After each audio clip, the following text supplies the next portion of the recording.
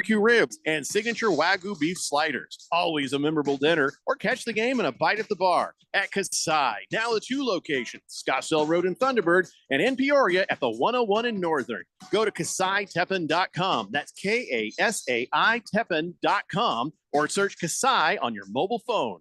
Hey guys, Jeffrey O'Brien here. Did you know Harman Solar has gone super high tech? There's an amazing tool at harmansolar.com that'll give you an instant ballpark solar estimate using satellites from space. You just type in a little information, and within seconds, you'll have an idea of just how little money it takes to save big on that monthly electric bill. I did it, and within seconds, they measured my roof and calculated my savings. It's very impressive. Go to harmansolar.com and give it a try yourself. That's harmansolar.com.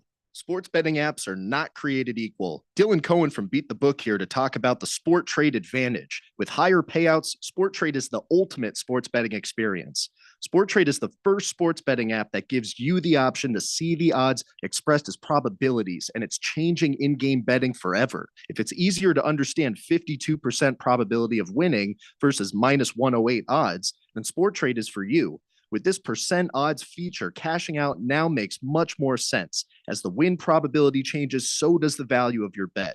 And if you're an experienced bettor and prefer American odds, you'll get pricing closer to minus 106 versus the normal minus 110, coupled with instant in-play betting. No more spinny wheels. So download Sport Trade today to see the difference and beat the book. Use promo code 1580 to earn 10% cash back on every bet you place in your first week. Terms apply. Sport Trade is regulated by the Arizona Department of Gaming. If you or someone you know has a gambling problem and wants help, call 1-800-NEXT-STEP. KQFN Tempe. Also transmitting on K257CD Phoenix at 99.3 FM and K240 EU Mountain Hills at 95.9 FM. All right, people, settle down. Because it's time. Time for what? Showtime. When does it start? Right now. 3, 2, 1. Let's get on with the show. Let's do it.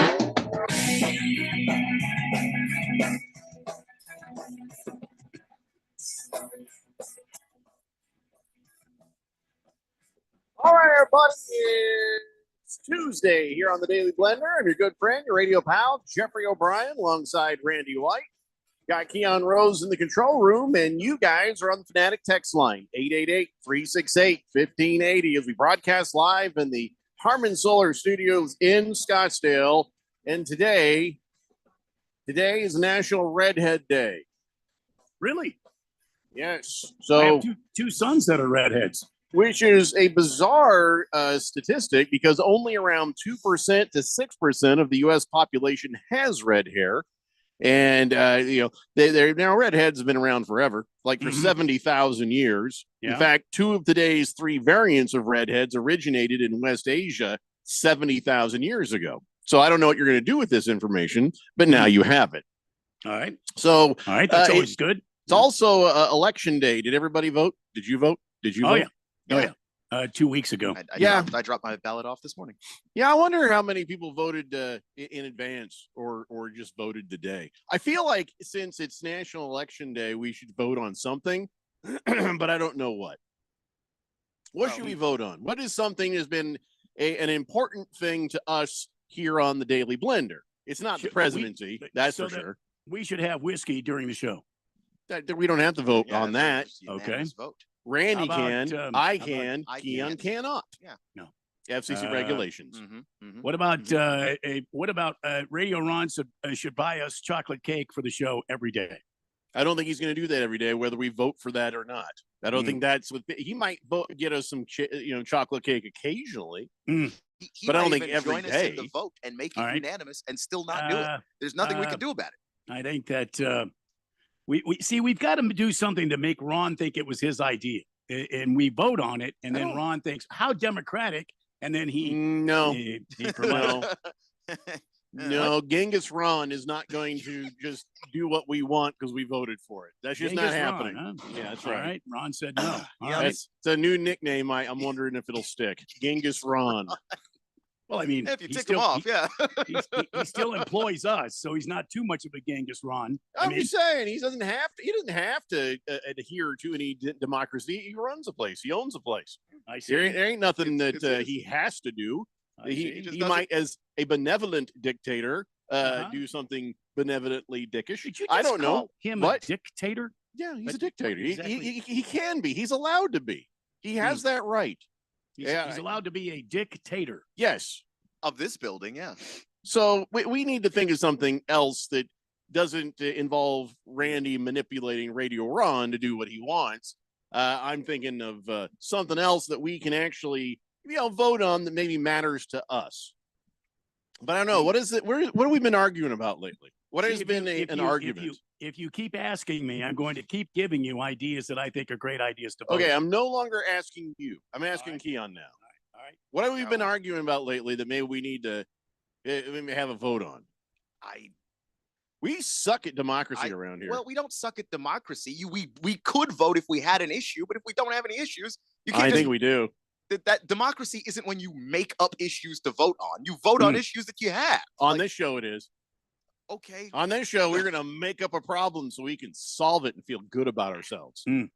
Okay. Well, I'm not going to be very helpful in that. I don't endeavor. care what anybody eats on their pizza, or we could vote on whether or not to allow certain things on pizza, but that, that's But silly. but you're also not. I Gonna don't be know. able I'm to just stop throwing anybody out from ideas. doing it, right? I'm trying to kind of churn the imagination, even though it's not something we're going to vote on. We could vote on something to do with the NFL. There's stupid overtime rule, but I feel like we've already had that conversation. That is stupid. It's a stupid overtime rule. Yeah. Both teams should have the opportunity to have the ball.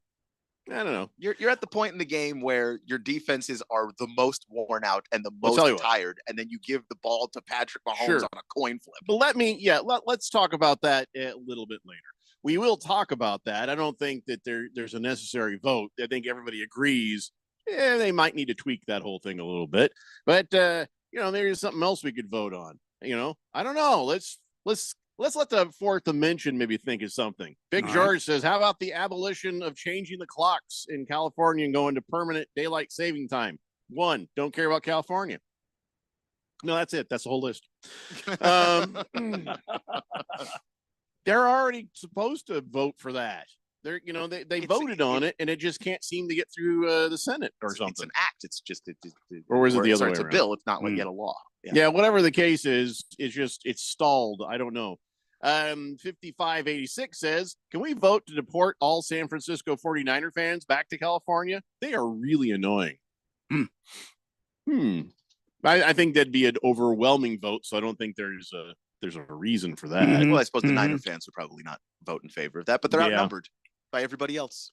By the way, 5586, new texter on the text line.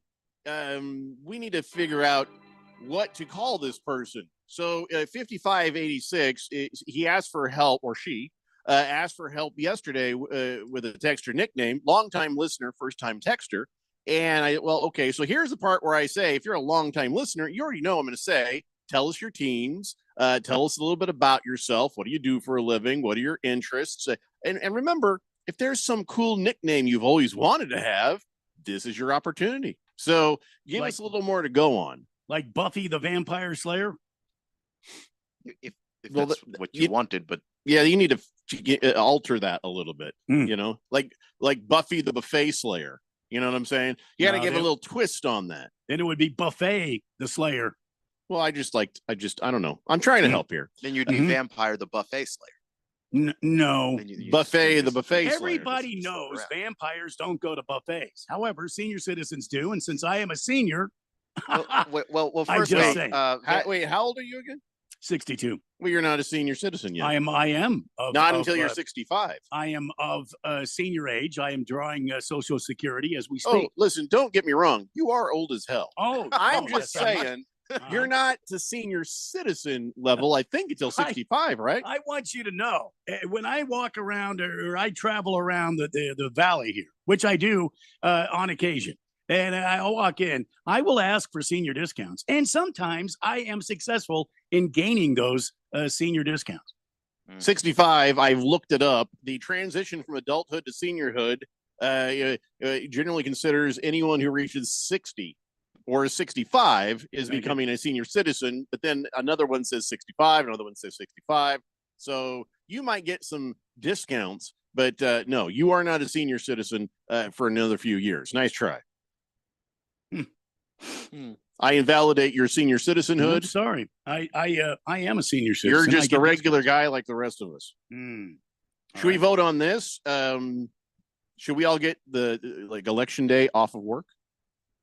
Hey, Yes, now there are now other we're countries talking. that do that because they want higher voter turnout. Mhm. And if you put the election on a day people go to work, Mhm. then they don't always make it to the polls. Oh, Yeah. so if they are not supposed to go to work, they may not vote, is what you're saying.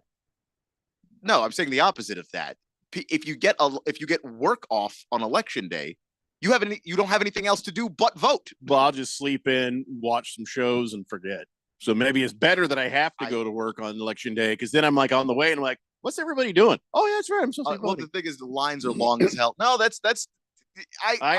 I'll meet you halfway. You get a half day off to go vote in the morning, and then you just take your sad ass to work. okay. I guess you could do that. I think that's worse. But 70% of Americans think it should be a federal holiday. But wait a moment, Keon, are you a federal employee? no. Yeah, me either. So we wouldn't get that off. See, there's just a lot of problems with this. There's a lot of problems with this. If it's a federal holiday, then we're paying the federal workers for a day off we don't get.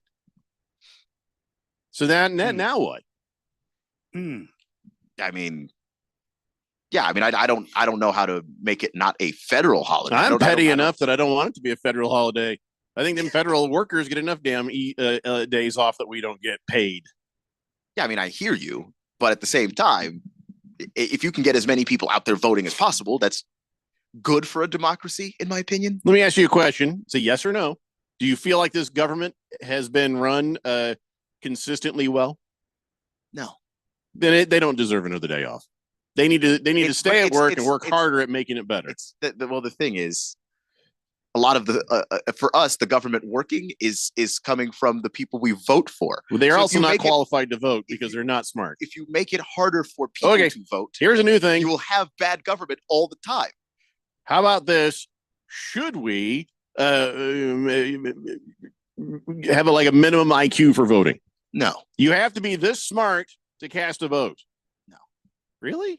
No.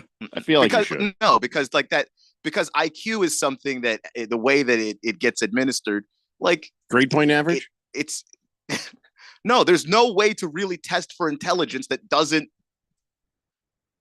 rule out some person that might be like on a borderline or something like that. Like what you're testing for is people who are good at tests. Yeah. You're not testing I for see. smarter Well, people. then how do we do this? You're We testing get- for people who are good at tests.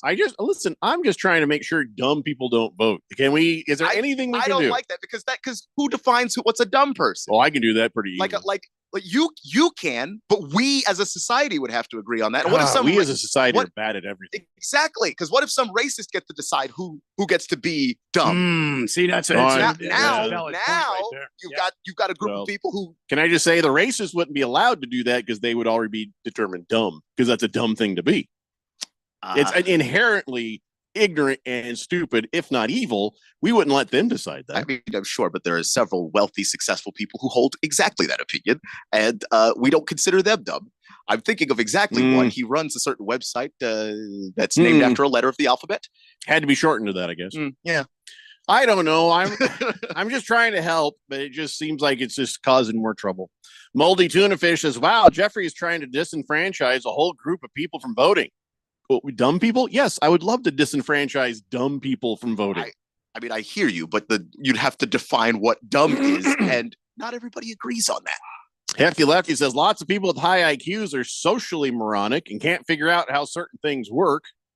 I was in college with people with Mm. 4.0 GPAs who See? you could trick out of the money they had in their bank account because they just just tells look me one smart, thing. street stupid. I should just be emperor.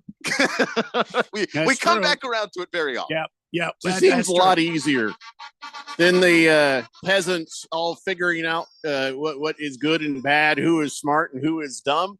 Just let me run stuff. I'll get everything fixed up nice, and we can have a nice life. Don't worry, your pretty little heads. I got this. I don't know. So we still got to figure out something we should vote on the show today. Seabass says, "Hello, Daily Blender boys. Can you read me? I'm breaking up."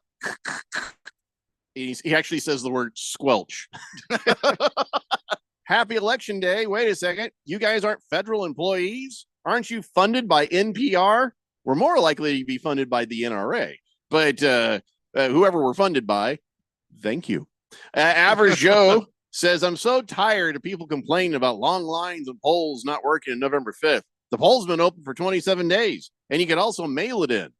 Well, listen, this show has been phoning it in for years. Arizona is actually really ahead of. So we all knew how to mail it in. Exactly. But no, like Arizona is really ahead of the curve when it comes to mail-in voting. I've lived in many other states, and I can tell you they are not all this competent when it comes to that kind of stuff. So it would be better in places I have lived in the past, Tennessee, to just go in the line and vote. I wonder what's going to happen. You don't wonder there's going to be a thing. You know what I'm saying? No matter what happens, there's going to be a thing. There's always going to be a thing.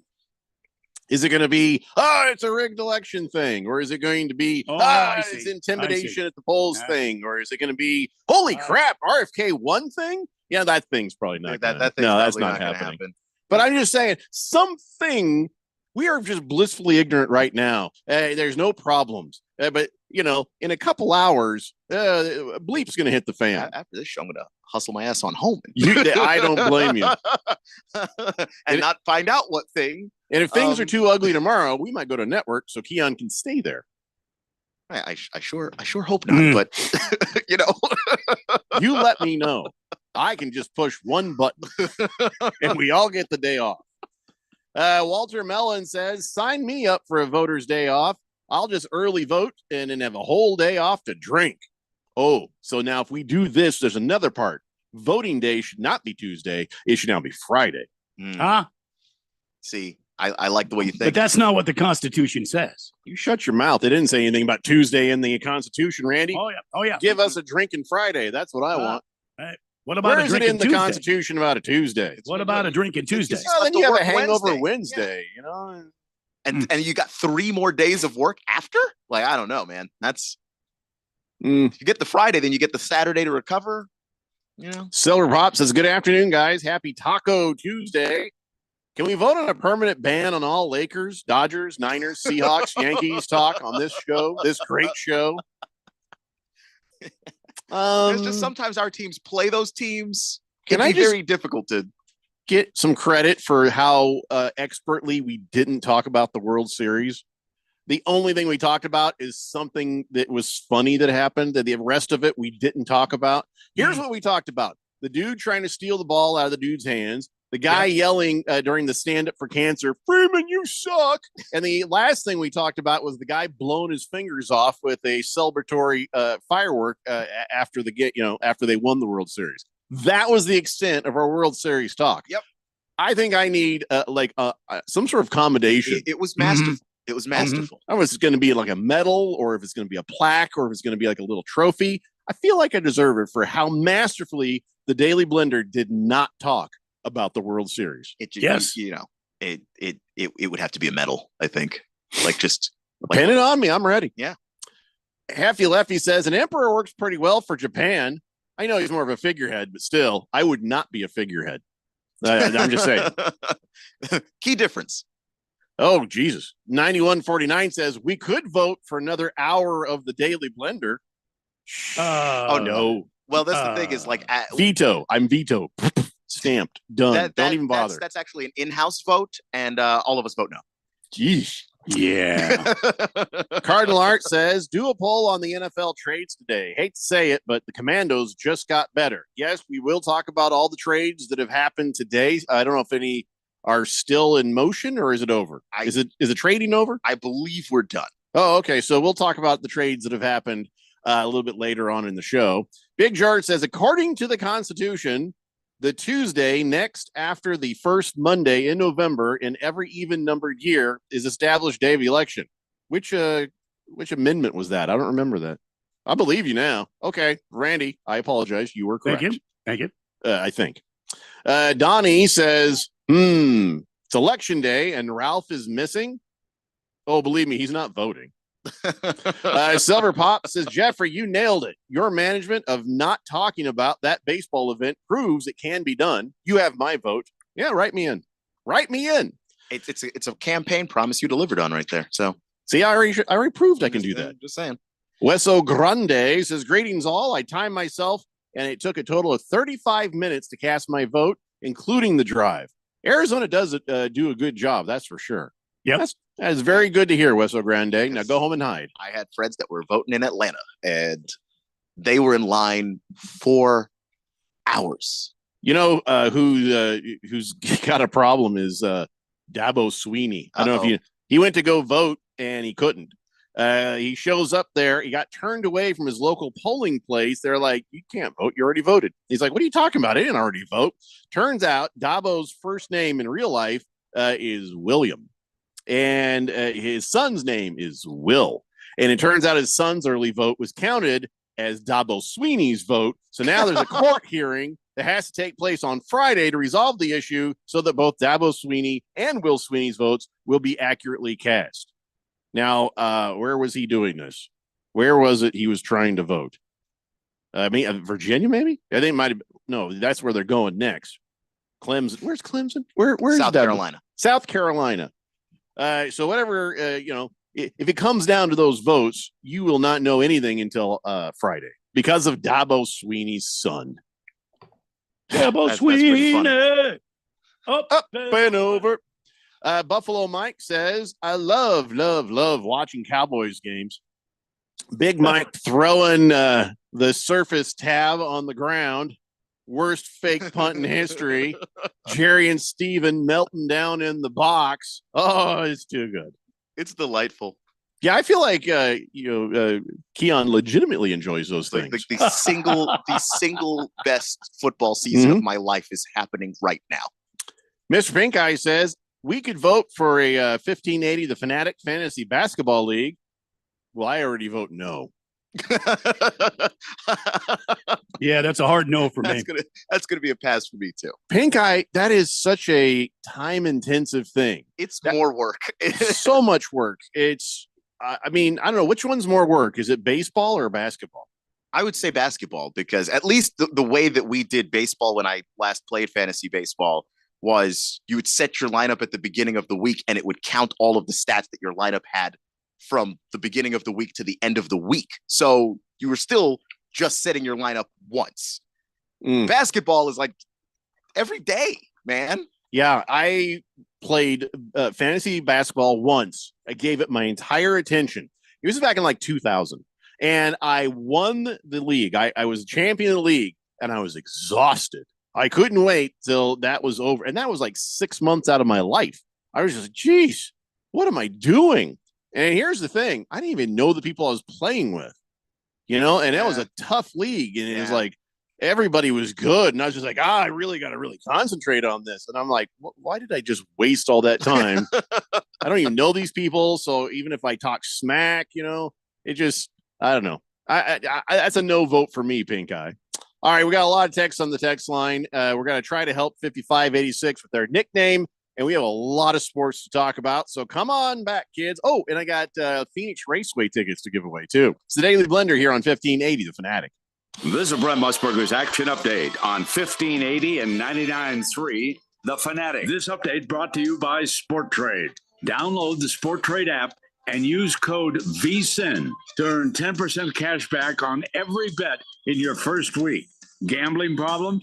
Call 1-800-NEXT-STEP. NBA, the Phoenix Suns are back home Wednesday night taking on the Miami Heat. Monday, the Suns beat the Philadelphia 76ers 118-116, winning their fifth in a row. Kevin Durant with 35 points. Wednesday's game against Miami, the Suns are a 5.5-point favorite, minus 225 on the money line, while the Heat are plus 185. The over-under total, 222.5.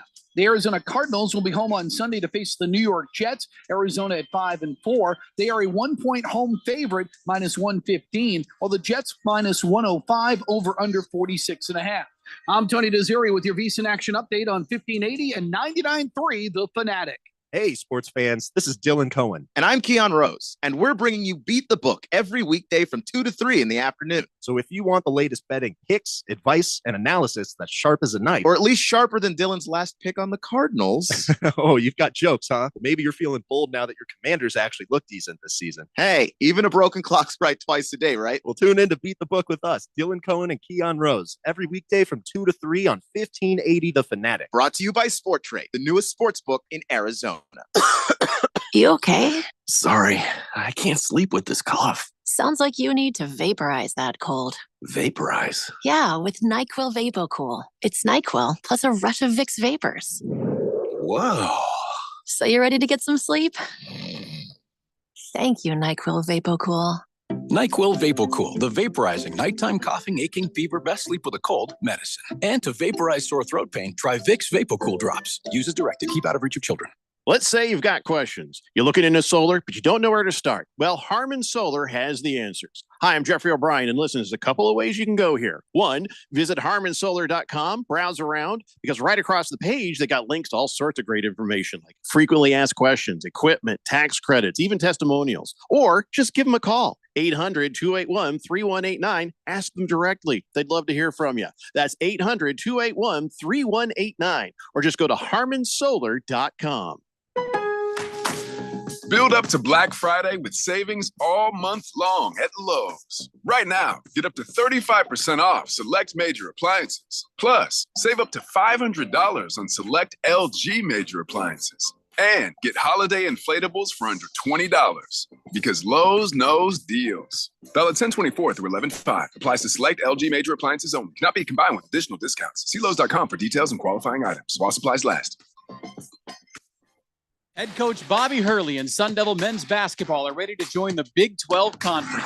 This season, the Sun Devils host conference foes Baylor, Iowa State, Arizona, TCU, and Houston, all at Desert Financial Arena. And another steal ahead to Miller. And Miller reverses it up and in. And he's fouled. Holy moly. Join the action and get your Sun Devil men's basketball tickets today by calling 480-727-0000 or go online to sundeviltickets.com. Thursday Night Football is live on the Fanatic. Cincinnati travels to Maryland to take on the Baltimore Ravens. The season's getting later, and Cincinnati looks to turn things around and string some wins together. Meanwhile, the Ravens look to stay aggressive. Can Lamar and the Ravens hold off Joe Cool and the Cincinnati Bengals? Thursday Night Football, 5:30 this Thursday. Your home for the NFL in the Valley is 1580 and 99.3 The Fanatic and 1580thefanatic.com.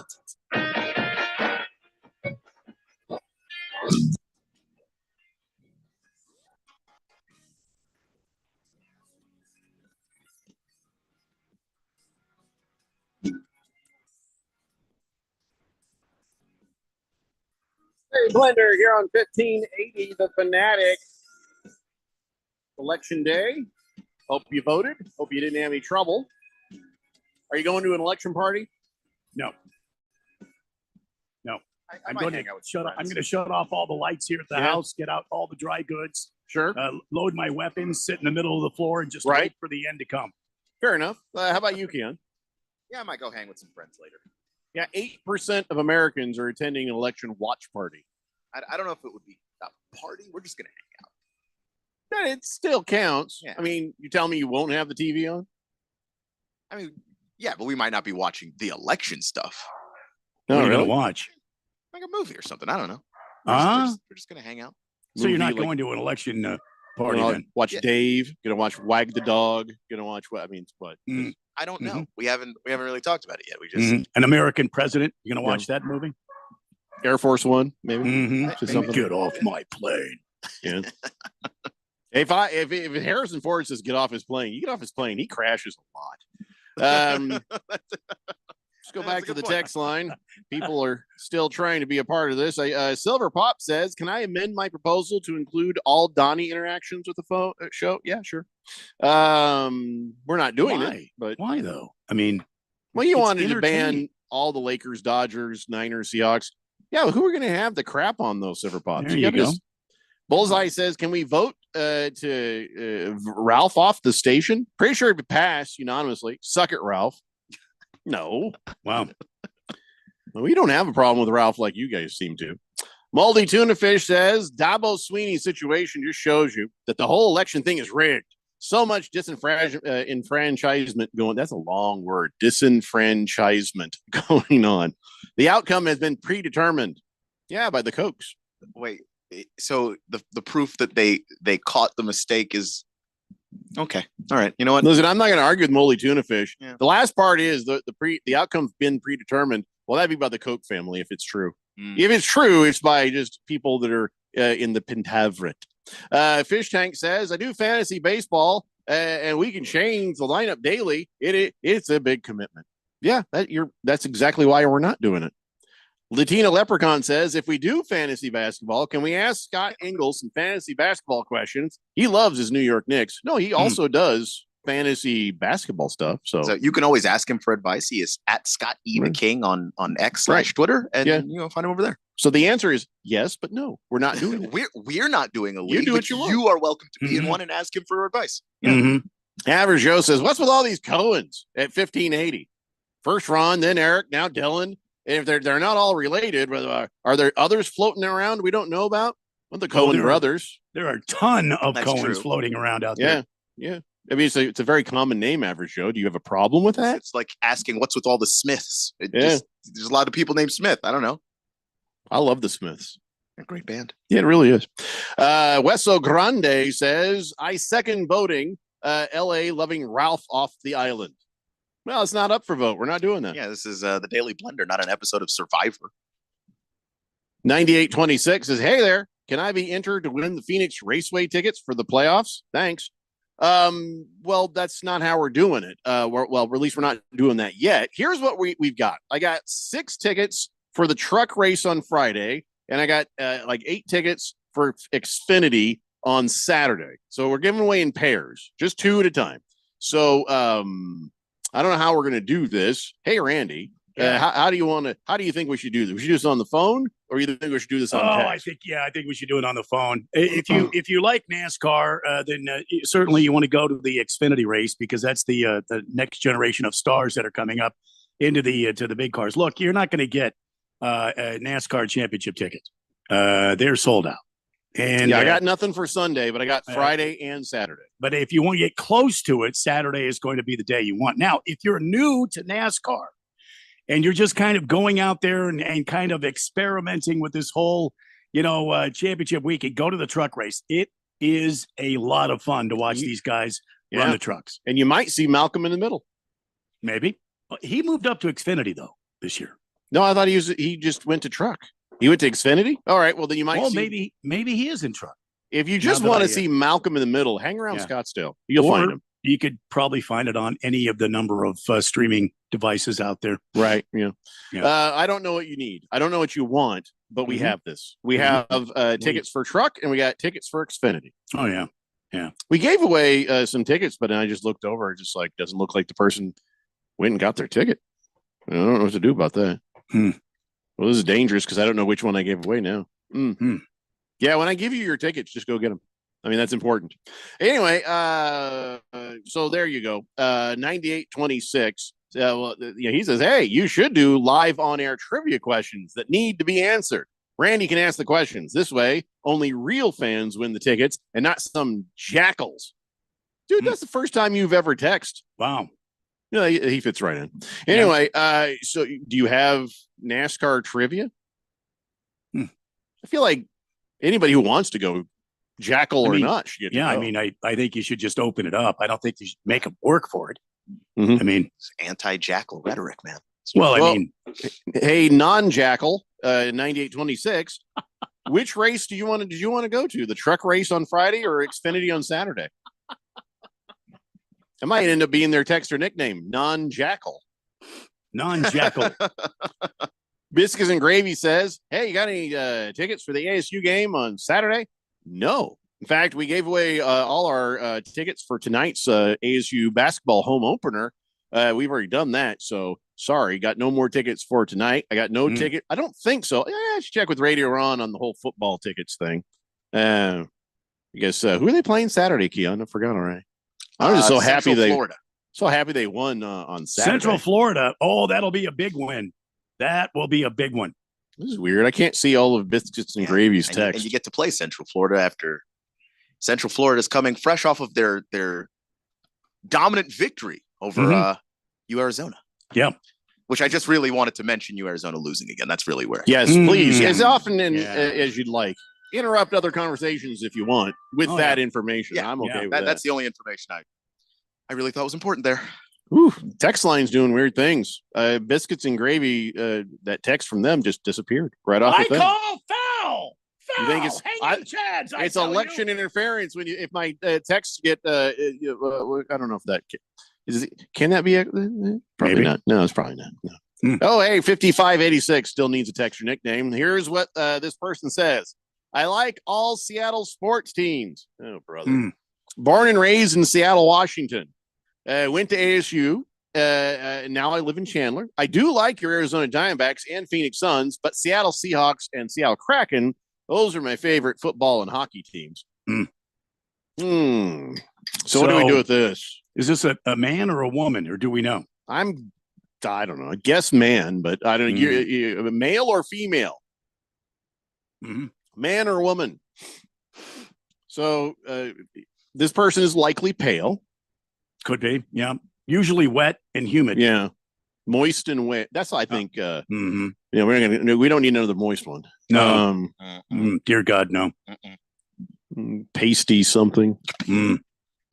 What about something like? I think Box of Screws has it. Coffee grounds. Yeah, but see, this person is not just Seattle. This person is also, it's also Phoenix. That's went to ASU, lives in Chandler. Yeah, that's a good one. Okay, I'll tell you what. Says I'm 100% mammal. So not going to tell us male or female, I guess. Says sorry for the SpongeBob reference. 100% mammal. So 5586 is asexual. Well, if you're 100% mammal, are you a squirrel? Are you Sandy Cheeks? Should we call him Sandy Cheeks? Because I mean, Box of Screws has a good name, all racked up and ready to go. Well, let's hear it. I mean, Devil Hawk. Devil Hawk. Devil Hawk. I like it. I like it too. What do you say? 5586. Very nice. That is. If he says no, then I'm just not going to care. I'm not going to give him any other ideas. I'm just walking away. Just put something in there that's really lame. We could put salty in there. Salty what? Just salty. I mean, we had a conversation about salty things yesterday. Let's see. Did you know? Slow-Mo Zoe says, call him Wingnut. You should write down Wingnut. That's a good one. What about cold and gassy? Cold and gassy, sure. Ham Sandwich says, bring back the Supersonics. No, I agree. And I think they will. I think that's on the way. It's a bit wordy for a texter nickname, though. So they have decided Devil Hawk, great texter nickname, but I am a man. I'm a man. And this is, it was better than yesterday's suggestion of come back tomorrow. See, we got it figured out, Devil Hawk. So welcome to the text line. That is a badass name. That's, I mean, it's up there. You owe Box of Screws a beer or something, Devil Hawk. Big George says, I love Randy's promo for Thursday Night Football. The Ravens look to stay aggressive against Joe Cool. Yeah, well, I came up with that by myself, Big George. No help from grown-ups. Nope. Pierre says us Americans should watch Welcome to Mooseport today. If either side is unhappy with the election results, stay away from Canada. What are you going to build a wall and keep us out? That's good. That's a good idea. Yeah. I'm surprised Canada hasn't built that wall already. I'll be honest. I'm a little shocked myself. 9826. I don't know if we're going to do the trivia thing. You got any trivia questions? I'm just going to feel like giving him the tickets. You mean for tickets? I might just give him the tickets so he just... How many times did Jeff Gordon win the national championship? All of them. Wilbur says, I have a nickname. You call him Ralph's Dumbass. Seahawk Twin. That doesn't seem very nice. Not everybody. And there's also like a lot of Seahawk fans on the text line. And also the guy that gives us fantasy football advice every week is a Seahawk fan and writes for their website. So maybe we don't want to insult the guy that's helping us out. Yeah, and then Ralph's company sponsors the show, Wilbur. Just a minor detail there. Bear Claw says, Jeffrey, I won a week of the NFL Pick'em contest, but there's no way I can pick them up during the time you guys are open. Can I send a self-addressed stamped envelope, or can I donate it to a worthy person? Yeah, sure. We'll figure it out, man. Bear Claw, just send me an email, blender@1580thefanatic.com. We'll figure out a way to get to you. Devil Hawk says, I do owe Box of Screws a beer. I think that Devil Hawk is even better name for the sports team, right? I need to petition the Seahawks to change their name to the Devil Hawks. No, that should stay an Arizona thing. You can't be. First off, there's nothing in Seattle that badass. Secondly, right. The devil part of that is just because it's so hot here. It doesn't make any sense to have that name in Seattle. Mm-hmm. No, Devil Hawks should be an Arizona team. If there's going to be a made-up bird as a team name, that's going to be us having it here in Phoenix. Educated Sports Dude says, I want tickets to Trucks or Xfinity. I'm good with either, but I want tickets, please. Yeah, okay. I don't know. We haven't figured out what we're doing yet. So Bat Flipper says,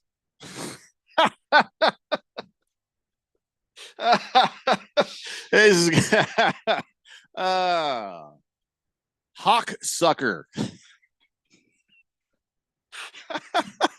And then he follows us, Go Niners.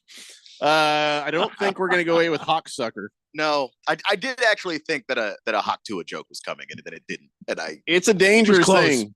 Close. It's very, very close. Hawk Sucker. It's very good, but I don't know if we're really got to emphasize the H in there. I don't think we would ever get cleared for that. I don't think so either. Dirty Hawk Sucker. Yeah. Because you say a word before that ends on the wrong syllable, you're really in trouble. Oh yeah, you're just in trouble. Yeah, that's why we're not doing it. That's dangerous.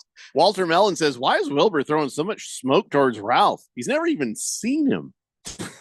Oh damn! He's never seen any of us, to be honest. Oh, there's two in a row here. I don't feel like we've gotten much done here. What gave it away? I'm not sure what we were trying to do. At least, hey, yesterday, Randy, you're not going to believe this. We were able to talk about every single NFL game that happened on Sunday, and we had like a few minutes left over. Well, it doesn't surprise me. It was a 3-hour show yesterday. Yeah, but we wasted so much time early on that we actually had the same amount of time that we usually do to get from. We had an hour and a half to do it. Right. Yeah, I'm impressed with us. I don't know how it happened. Yeah. So good for you guys. Just really shocked. I had Jupiter business to take care of yesterday. Yeah. Okay. What was I going to do here? Oh yeah. You know what we're going to do? We're going to take a break. And when we come back, I'll have given some people tickets just for fun, without any sort of contest. And then that'll shut them up. And then I'll tell you, who had the highest score in fantasy football. I'll tell you who is the weekly winner of the Harmon Solar NFL Fan Pick'em contest. I'll fill you in on the standings there. And then we'll get back to the nonsense on the text line. Eventually, we're going to talk about last night's game. So all that to look forward to. I know you're excited. It's the Daily Blender here on 1580, The Fanatic. Sports bettors, we've all been there. You have a live bet lined up. You check the odds one more time, place the bet only to see the bet delayed by the spinny wheel, line move, and your bet rejected. My name's Alex Kane, and I'm the founder and CEO of SportTrade, Arizona's newest sports betting app. At the core of the SportTrade offering is our probability-based odds. In other words, the Cardinals may be offered at 55% odds to win, a lot simpler than minus 125. Place your bet at 55% odds, and as your win probability changes, so does the value of your bet, giving you the ability to cash out with total control. And the best part, no spinny wheels. Live bets on SportTrade are instantly accepted. Download SportTrade on your iPhone today and use code 1580 to earn 10% cash back on every bet in your first week. Terms apply. SportTrade is regulated by the Arizona Department of Gaming. If you or someone you know has a gambling problem and wants help, call 1-800-NEXT-STEP. Everybody's got a podcast these days. Comedy, politics, true crime, you name it. But how many actually teach you anything useful? Harmon Solar has an entertaining podcast that is vital if you've been thinking about looking into solar, but you don't know where to start. Ralph and Ben explore the intricacies of utilities, equipment, processes, and more. Their primary objective is to educate and empower you to make informed decisions on your solar journey. So increase your knowledge, not your bills. Go check it out right now. It's the Harmon Solar Podcast at harmonsolar.com. I occasionally have nerve discomfort in my hands, so the things I love to do Let's play something, Grandma. became difficult as I got older. If you have occasional stabbing and burning in your hands and feet, try Nervive Nerve Relief. Nervive's clinically studied dose of alpha lipoic acid reduces occasional nerve discomfort in as little as 7 days with continued daily use. Say yes to healthy nerves with Nervive Nerve Relief. These statements have not been evaluated by the Food and Drug Administration. This product is not intended to diagnose, treat, cure, or prevent any disease. Build up to Black Friday with savings all month long at Lowe's. Right now, get up to 35% off select major appliances. Plus, save up to $500 on select LG major appliances. And get holiday inflatables for under $20. Because Lowe's knows deals. Valid 10/24 through 11/5. Applies to select LG major appliances only. Cannot be combined with additional discounts. See Lowe's.com for details and qualifying items. While supplies last. In most countries of the world, Porte means door. United Porte Custom Doors, located in the Scottsdale Airport Design District, is now open with over 40,000 European doors, all in stock, ready for delivery, and at wholesale prices. Designers, contractors, builders, and yes, you. Come see our showroom on Greenway Hayden Loop. That's United Porte, Porte. Stop by to see and feel the quality at United Porte Custom Doors. Find us at uporte.com. That's uporte.com. Your home for sports. 1580 and 99.3 The Fanatic.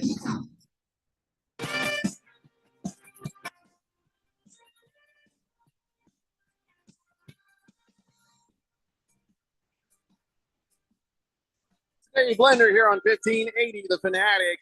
You know, Randy, I don't know how much longer they're going to let me do this or What do you be in mean? charge of anything. What do you mean?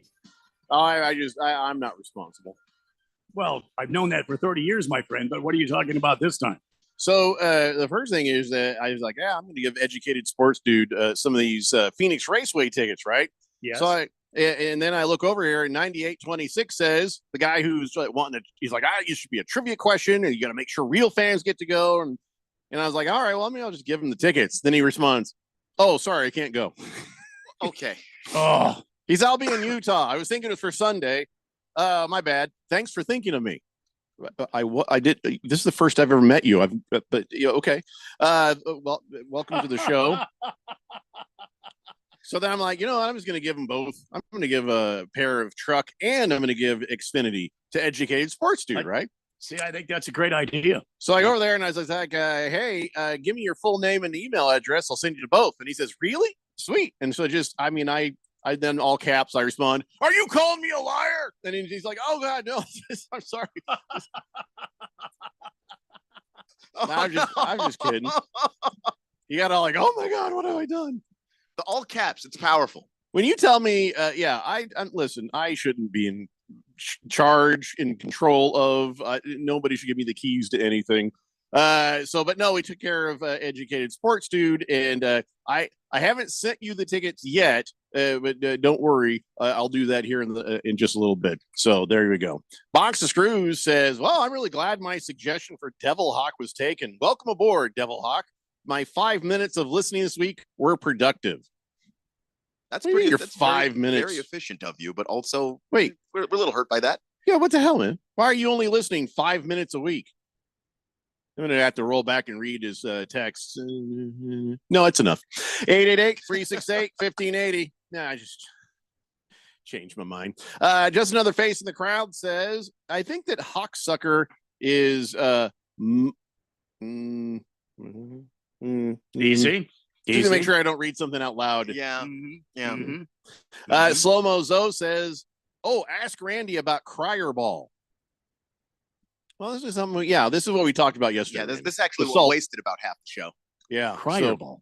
Let's try not to get bogged down in this, but here was the thing: Fireball whiskey, which we've already determined, chick whiskey. Yeah. Anyway, Fireball whiskey has decided that they're going to go to some games, some matchups of some big rivalries, and then when the losing fans are leaving, they're going to collect their tears. They're going to collect the tears of the losing team, and then they're going to add it to Crier Ball whiskey and sell that. So let's just say it's the Dallas Cowboys. Their fans are crying. They'll collect the tears. They'll mix it in the whiskey, call it Crier Ball. So then Keon can drink the tears, the bitter, bitter tears of defeat from his opponent, from his rivals in whiskey form. It's not going to taste bitter to me, but that's fine. What do you think of this? Would you drink this? No. You're a normal, decent person. Not if it was a 49er fan, or if it was the tears of a Seahawks fan, the tears of a Rams fan. No. Cowboys fan. You just give me whiskey straight up. I don't need cinnamon. I don't need vanilla. I don't need raspberry. Well, this is more about the tears. Yeah, I don't need tears in my whiskey. That's fair. I appreciate those that do. That's if that's your thing. No judgment here, but just give me the damn whiskey. You know what? Yesterday I said no, but hell no. But now I just realized there is one. I would, you know what? Give me the tears of Tom Brady. Oh, specifically. Okay. Well, as a Colts fan, I want the tears of Tom Brady. I couldn't get him. How you could disseminate whether the actual tears of Tom Brady would be in that bottle of whiskey. I would need a video. I would need a chain of custody sign off. Authentication of every step of the way from the tears leaving Tom Brady's eyes to the bottle arriving at Jeffrey's house. I didn't get the tears from when he got suspended for Deflategate. Right. So the only way you're getting tears now is if somebody goes up to him and gets somebody thinking about how Giselle just got knocked up by that jiu-jitsu trainer. Maybe that, and then those tears aren't the tears I want. I want the tears from the tears you wanted already happened. But we didn't beat him. Like when the Giants beat him and they were 18-1 instead of the perfect season. Boy. I don't want the Eli tears. I want Colts generated tears, and I'm not going to get them. I never the ship has sailed. See what I mean? You might get some weird tears in there from like some I don't know, Georgia Auburn game or Alabama. Even worse. You don't even know. You don't even know what tears you're getting. No. Yeah, I don't want them. Now I've just realized even if they were legit, I don't want them. Here's why: they're going to smell like asparagus. And there it is. Oh, that's true. Yeah. So no tears, please. TB12 diet tears. Not great, probably. Ninernapolis says, yeah, there's no way you're squeezing tears out of all that Brady Botox. That's a good other. That's the other thing. Yeah, I don't know if you can cry anymore. Silver Pop says, while Devil Hawk is a Seahawks lover, he does have a connection to ASU, unlike Seahawks fans who have loyalty to Californian teams. So I think Devil Hawk might actually be cool. That's a long way to go for that assessment. Wow. So far, he's just been pretty cool in his text. So I'm just going to accept that. We're just going to take him at face value. Moist One says, I would trade those tears for fears. Ugh, everybody wants to rule the world. Randy's Chuckle says, Moist One would would disseminate something from Brady, but probably not tears. Probably not tears. That would be my guess. Obviously, if the tears were brought to you by Moist One, just go ahead and not trust that and don't ingest anything. Yeah. Hey, Randy. See, and I think the key there is disseminate. Yes, Jeff, go. Well, today's election day. Yes, it is. You mentioned that. Would you sell your vote for $5,000? No. If I said, hey, vote the way I want, I'll give you $5,000. No. Oh, I think I might. For $5,000? I might. For $50,000? Oh, I didn't know we were going to negotiate this. Everybody's got a number. Well, how about 1,000? No. 5,000. 5 million. Okay, just Keon, how much? How much for your vote? Yeah, that first number was fine with me. I'm poor. Yeah. Would you give it up for 5,000? Was fine. What about 1,000? No, 1,000 is fine, probably too. Yeah, I could probably. That's probably as low as I would go. I feel like I was going to say I feel like I get your vote for 500. You can't. No. All right. Well, 500 doesn't change my life enough. He's drawn the line here. Okay. So, but 1,000 like that just clears next month's rent. That's nice. Yeah. Would you exchange your right to vote ever for eternal luck? Well, of course you would. I mean, it's eternal luck as in everything goes my because way? it'd be your luck that the guy you want gets voted in without your vote. So of course you take eternal luck. No. There's just I got a lot of polls out there. A lot of questions about the about the election that are just like that. Weird Well, ones. that's because these pollsters have nothing more to do now that the vote is happening. Mm-hmm. No, you're right. You're right. It's just good. Everything's going to get. Here's the thing. My wife, I literally in bed, woke up this morning. She's like, "Oh, look!" She's like, "It says breaking news about the election." I'm like, honey, it's like 6 a.m. There's no news to break. There's nothing happening. Absolute. Well, people are voting. Yeah. That's all that's happening. That's not breaking news because we knew it was going to happen because it's election day. I hate the breaking news ticker that they always have going, like something that's happened when nothing has happened. Yeah. Right. Or they like breaking news, the thing happened 3 days ago. And we're still talking about the exact same thing that happened 3 days ago. Breaking news. No, you're not breaking anything. An hour in, Florida's a red state. You're just like, well, okay, they've been voting for an hour.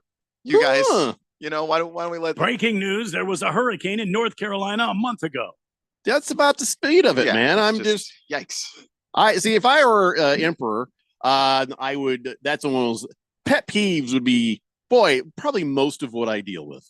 People would say, "Hey, Jeffrey," they would tell me their pet peeve, and I'd be like, "You know what? You're right." And then done. No more breaking news unless it's a legit breaking news. It has to have just been breaking news, and an hour later, you better goddamn not say it's breaking news anymore because it's not. You could say news or what about updates.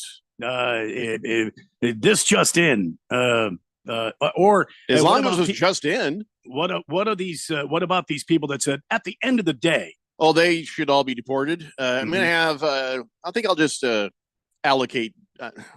See if I'm gonna deport somebody, it's got to be somewhere kind of nice, but not great. Cancun's nice this time of year. Right? Well, I said kind of nice, but not great. Oh, so I'm thinking Idaho. Yeah, everybody who says at the end of the day gets sent to Idaho. It's okay, but it's not great. It's just it's cold. Yeah, that's fine. Fifth letter says breaking news. The Raiders suck again. That is also not breaking news. You are about to get deported to Idaho. That's the thing. I'll put everybody in Idaho just to annoy them. The if they get on my population of Idaho is going to increase 2,000%. Which the people in Idaho are like, wow, finally a reason. Somebody will come here. Old man says, breaking news. Steelers get Williams from the Jets. Yay, go Steelers. It's not quite breaking news, but it's not breaking news. That was earlier. It's at least from today. So, Oh, Navy Brad says he voted for me. Thank you, Navy Brad. I appreciate that. You will then be made. Do I get to choose the Chancellor. Joint Chiefs of Staff? He could be the Navy guy. You get to be the Navy guy. You'll get a promotion to Admiral, and you get to be in charge of the boats. You're Navy Brad. I mean, what else is he going to do? Right. Bat Flipper says, no, I'm not reading it. Walter Mellon says, why is, we read that. What's going on here? Devil Hawk says, that whole Hawk Tua thing lasted 5 months longer than it ever should have. Thanks for not picking that as the name for me. No, we wouldn't do that. We wouldn't have done that. No. We didn't like it when it first came out. We were like, Well, because the day we talked about it, it was like 2 days after it happened, and it was already boring to us then. And then it kept on going. Booger Wolf says, what's up, you triple nip goosenecks? You can fit a solar panel on Ralphie's forehead. Go Niners. Boy, that just, Ralph does not have a big forehead. Yeah, it's just, the problem with Booger Wolf insults is that they don't actually land as insults because it's largely gibberish. Right. No sense at all. He just threw words together and you're like, all right, cool. Call this triple nip goosenecks. Hey, everybody, we like Ralph. We like to give Ralph hell, but it doesn't mean we don't like him. And his forehead is of normal size. I mean, if you want to rip on him, make sure it's connected to something that's fair. You know what I'm saying? Or real, even. Like a thing about Ralph that's true. Oh, Moist One says he voted for me too. He says, what will my job be? Something clandestine. Something behind closed doors. Some kind of ambassador, maybe, just so you're not so secretive I don't even have to ever know about it. Because I don't want to know about it. I can see that. Yep. Wow, we haven't done a damn thing in this hour. Sure we have. This entire hour. What did we talk about? NASCAR? Nothing. Nothing at all. The next hour, we're going to talk about some things. We have the Suns to talk about. We have ASU to talk about. We got GCU to talk about. We got a bunch of NFL trades. Old man was right. There's trades to talk about. And I got more tickets to give away, too. So come on back, everybody. It's the Daily Blender here on 1580, The Fanatic. This message comes from Viking, committed to exploring the world in comfort. Journey through the heart of Europe on an elegant Viking longship with thoughtful service, destination-focused dining, and cultural enrichment on board and on shore. And every Viking voyage is all-inclusive with no children and no casinos. Discover more at Viking.com. The GCU men's basketball squad is coming off their winningest season in 35 years, their third trip to the NCAA tournament in 4 years, and their first ever NCAA tournament victory. Returning 4 of their 5 starters in Ray Harrison, Colin Moore, Duke Brennan, and reigning WAC Player of the Year Tyon Grant Foster, the Lopes look to defend their WAC titles and make a run to the Sweet 16. With a non-conference slate including Stanford, Georgia, and crosstown rival Arizona State, you won't want to miss a moment of the action. So join me, Michael Potter, and Lopes insider Paul Coro all season long right here on the home of the Lopes, 1580 The Fanatic. Lopes up. Sports betting apps are not created equal. Dylan Cohen from Beat the Book here to talk about the Sport Trade advantage. With higher payouts, Sport Trade is the ultimate sports betting experience. Sport Trade is the first sports betting app that gives you the option to see the odds expressed as probabilities, and it's changing in-game betting forever. If it's easier to understand 52% probability of winning versus minus 108 odds, then Sport Trade is for you. With this percent odds feature, cashing out now makes much more sense. As the win probability changes, so does the value of your bet. And if you're an experienced bettor and prefer American odds, you'll get pricing closer to minus 106 versus the normal minus 110, coupled with instant in-play betting. No more spinny wheels. So download Sport Trade today to see the difference and beat the book. Use promo code 1580 to earn 10% cash back on every bet you place in your first week. Terms apply. Sport Trade is regulated by the Arizona Department of Gaming. If you or someone you know has a gambling problem and wants help, call 1-800-NEXT-STEP. Now open in Scottsdale. It's United Porte Custom Door Showroom with 40,000 Euro doors and hundreds of state-of-the-art designs and finishes on display, plus kitchen cabinets, bathroom vanities, and more, all at wholesale prices. Builders, contractors, designers, and yes, you. Come see our showroom on Greenway Hidden Loop. That's United Porte, P-O-R-T-E. Stop by to see and feel the quality. United Porte Custom Doors. Find us at uporte.com. That's uporte.com.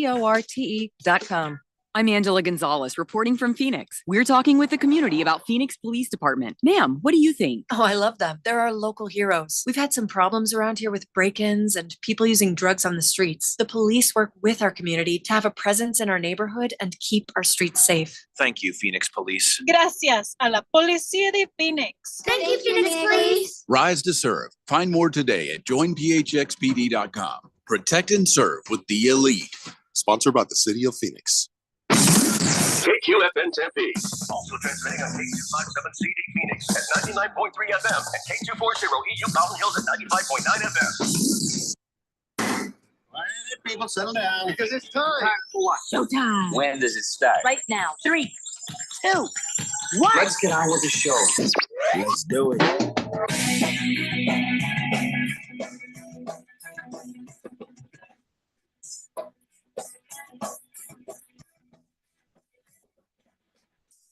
All right, everybody, it's 4 o'clock here on the Daily Blender. I'm your good friend, radio pal, Jeffrey O'Brien, alongside Randy White. We got Keon Rose in the control room, and you guys are on the Fanatic text line, 888-368-1580, as we broadcast live in the Harman Solar Studios in Scottsdale. So we better start talking some sports here, or we might get fined by the FCC or something. I don't know if they care. FCC would fine us. But, I mean, Ron could. I don't think he cares. Yeah, well. It's been a long time since I've gotten the, you guys probably should talk more sports conversation. So let me give you the standings and the winners and all that stuff for our fantasy football and for the Harman Solar NFL Fan Pick'em contest. So after week 9, here's where it stands here on this program. I am in the lead comfortably with 91 correct over the season.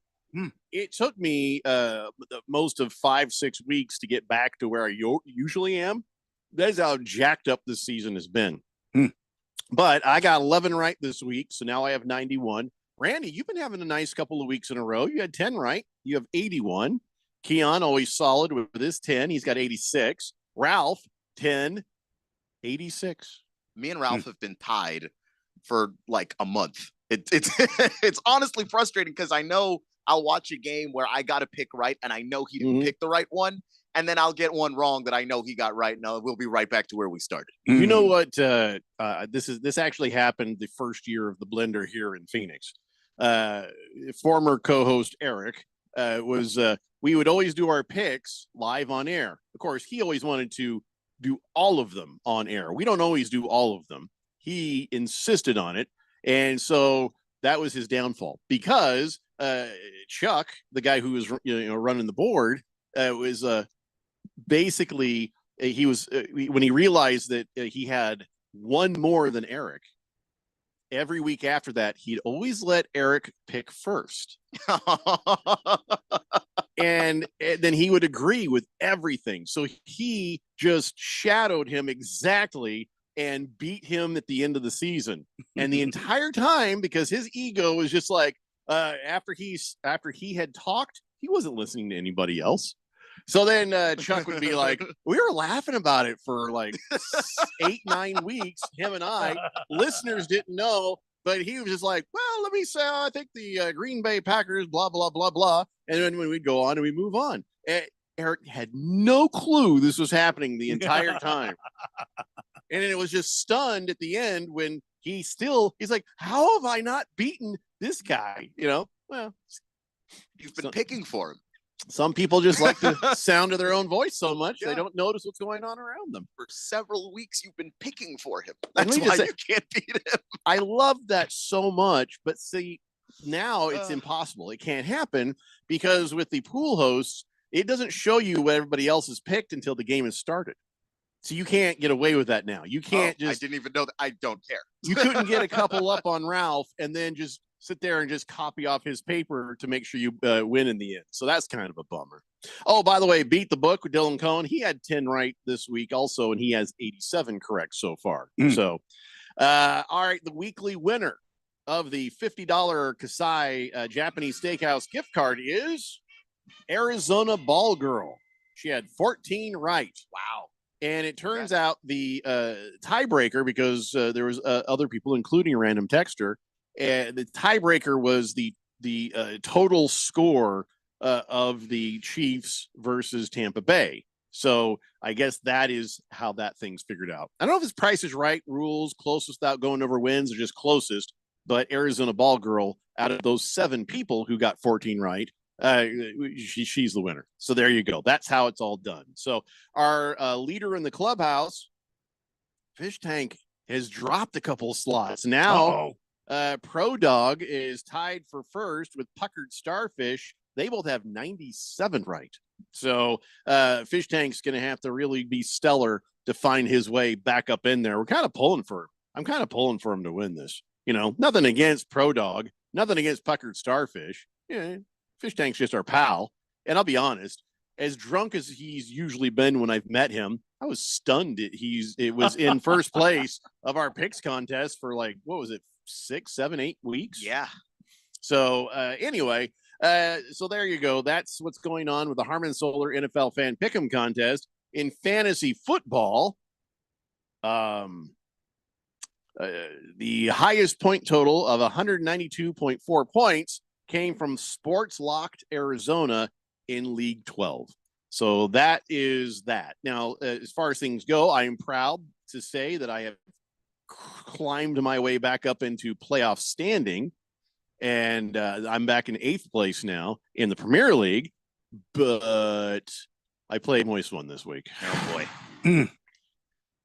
Tough day at the office. Yeah, it's not going to be a good couple of weeks for me because I think my schedule is rough. My strength of schedule does not look good for me. I mean, I got Moist One this coming week. Then I got Thundar Sand Barbarians. Then I got Sweaty Pants is all right. Then I got Randy again. Beating Randy is no fun. And I end the season playing against Keon. That happened.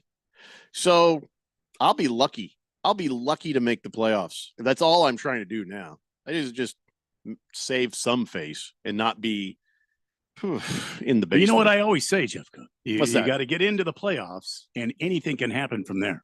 It is true. Like I've been telling you guys, several people who made their way in the Premier League had 7-7 records last year. You know, like it was like stunning. But it's how you play. So it's not just your overall point total. There's other factors that get considered when we decide who's moving up to the Premier League. So, you just got to play well. You just got to get it done. So 888-368-1580. Speaking of playing well, getting it done, GCU last night was able to take care of business against Fullerton. It was 89-79. Keon was in his house. And, what are your thoughts on what you heard last night? Where I just feel like we're just in for another great season of GCU basketball. Yeah, it really looks like it, and it's interesting because they were pretty dominant in that exhibition win before, but you could tell they were kind of playing at half speed a little bit. It wasn't exactly an all-out performance, and then you get to the Cal State Fullerton game, and Ray Harrison immediately just reminded everybody that he's Ray Harrison, and he's the guy that can take control of a basketball game at any point, only he started the game doing that. Cal State tried to hang in there. They really came out strong, but the second half, GCU ramps up the defense, ramps up the rebounding. I thought that was huge, and they close out the game and get the win. Yeah, Jacoby Coles with 26 points and Rayshawn Harrison 21 points, and you were right. He went 5 of 12 from the floor, 1 for 5 from 3-point range, but 10 for 10 from the free throw line. He did everything you needed him to do. I like to see the 3-pointers drop a little bit better, but hey, whatever. It was just a good, solid game by Grand Canyon University. So who are the teams you think they got to look out for? Who are the teams you think, okay, these are the ones that could give them some trouble this season, or are they just going to run the entire damn table like they usually do? Well, I mean, they've got a matchup coming up, obviously, against Western Kentucky. I think that's going to be really good because Western Kentucky in their conference, they're pretty good. Obviously the ASU game, that's going to be a big game for them. Just out of, you got this crosstown rivalry that's brewing. I think ASU is going to be a better team this year. I mean, I hope so. And GCU, boy, they nearly won that game a year ago. So that's going to be, I think, a giant confidence boost and a really good game on the resume to have out there. They've got, I believe, in December, a game against Georgia, which just, again, you're dealing with another big program. Georgia is a very, very well coached team. I'll probably look out for them. And then the St. Louis game is big too, because that's a common tournament team. St. Louis is around the tournament, makes it a lot of years. And then the Texas teams that they run into very often, Abilene Christian, Tarleton State, like those teams have been pretty good too. And when you have to go to Texas to play some of those games, things get a little tough. The officiating's just a little different out there. It's more physical, and you've got to get up for those games. And then Seattle U has always been a kind of back and forth with GCU, even in years where GCU is great. And I think that this is another one of those. Seattle U has always been a team that'll give GCU fits. So those are kind of the teams that I'm looking out for. Old man just was texting, said his sister works for the GCU and said that the center got hurt. Who's the center? Said that poor guy's gonna be out for the year. That didn't sound good. No, it's not. It's not good. I'm blanking on his name right now, so I'm trying to pull up the roster there to grab it. Boy, I mean that's that the first game out. That ain't great. Let's see here. Educated Sports Dude got his tickets. He says, thank you very much. Appreciate you guys. Blender is the best sports talk show in Arizona. Thank you again. Wait, have you been to Yuma? Have you heard the shows in Yuma? Yeah. How can you say Bisbee? What about Bisbee? Yeah. They might have shows in Bisbee. I don't know. That's true. No, there's no. Yeah, Flagstaff might have a sports station. I don't know about Winslow. Winslow's got a lot of weed. I don't know. I'm just saying. So the Phoenix Suns last night, they were able to take care of their business. It was not what we thought it would be, though. It took some heroics by Kevin Durant right there at the end with a layup with 24 seconds left to take care of business and get the win, 118-116. Paul George came back. He was all right. It was, I don't know, he had 15 points, 5 rebounds, 4 assists, and 4 for 14 in the field. And he missed a shot that would have tied things at the end there. But so it was a closer game than we thought it would be. We thought that this might have been a little easier. So and part of it was Devin Booker just didn't play well. Just had a bad shooting night. Happens sometimes. He was 0 of 6 from 3. I think 1 of 7 or 1 of 8 from the field. Like he just didn't have a good day shooting the basketball. And Bradley Beal picked up the slack, and not just him, Royce O'Neal off the bench, Grayson Allen off the bench. Like this is a team that is a little bit deeper. But anytime you have one member of your big three have a shooting night the way that Devin Booker had, things are going to be a little tougher. Let me give you the stat line on that. He missed all 6 of his 3-point attempts. He was 3 of 18 from the field. And he was good at the free throw line, but that was it. He had 13 points. So they were down 9 points with 6 minutes to go or something like that. And then Kevin Durant just turned the switch on, and that was all she wrote. Yeah, Big George did see it, and we're not going to gloat over that. We're not monsters here. And also, it's not LeBron. No, he says, "Did you see street clothes? Anthony Davis got hurt yesterday, and the Lakers lost their 3rd game in a row after LeBron said the Lakers were not going to lose 2 games all year." Listen, I like Anthony Davis. I got no problems with him, and he's probably the best part of that Lakers team right now. As far as the most important part, yeah, if he doesn't play at a high level, they're not going anywhere. So they're not thrilled. But we knew this was eventually going to be a thing. I just surprised it happened this fast. So not sad about the Lakers losing games, but not happy about Anthony Davis ending up, dinged up there. Let's see here. So the Suns next play Miami, I think tomorrow night. Yeah, I think that is correct. Yeah. Oh, did you guys watch the Monday Night Football last night? Yeah. Jason Kelce, we talked about this before. Jason Kelce, after he Gronk spiked that guy's cell phone, which if he stopped there, everybody would have been like, fair enough. Yeah, what a jerk. The guy was calling him a homophobic slur. And so he got mad because he was saying it about his brother. So he turned around, he grabbed, he spiked it. And then when the guy asked for his phone back, then he was just like, oh, yeah, well, who's the homophobic slur now? And he's like, yeah, I get it. He's the heat of the moment. He's not an evil person. I'm glad that the attention has been on the guy who, was attacking him and not, on his response. But yeah, it's not a great look. So he did go out on the Monday Night Football and he said some things. He says, yeah, I'm not proud of it. He says, it's a heated moment. And he says, I chose to greet hate with hate. And he says, well, that's not good. I'm paraphrasing. He didn't say it exactly like what I'm saying, but he said, in that moment, I fell down to a level that I shouldn't have. So he wasn't apologizing to the guy. He's apologizing to the universe for using that slur right back at the guy. I can give him a pass on that. The moment you turn your eye and you're like, oh crap. If he didn't take a moment and realize, ooh, that's not great, then you'd have to worry. But this is, as I'm not. Yeah, I just there's no reason to cancel Jason Kelce, and no one's asking for it. Like, and there's a reason for that. Like, I think it's like an honest, like people can realize that's a mistake. That's not somebody saying something terrible and then doubling down on it and tripling down on it. This is somebody just like made a mistake. That happens. People do say things they regret. You shouldn't, but sometimes you do. I love the most is no way and no form did this sound like an apology to the jackass. Yeah, and as it isn't, and that guy doesn't deserve an apology, nor does he deserve a replacement of his phone. I hope it never works, and I hope that every phone he uses from now until the end of his life fails him. That said, probably easier for Kelce to go ahead and buy him a new phone. because he grabbed it out of his hand, smashed it on the ground. In legal terms, that's conversion, and then it's destruction of property. Kelsey might want to just take care of this quietly, move on with his life. I'm going to make you pay for the lawyers to make that stick. But I'm not a good person, so let me not.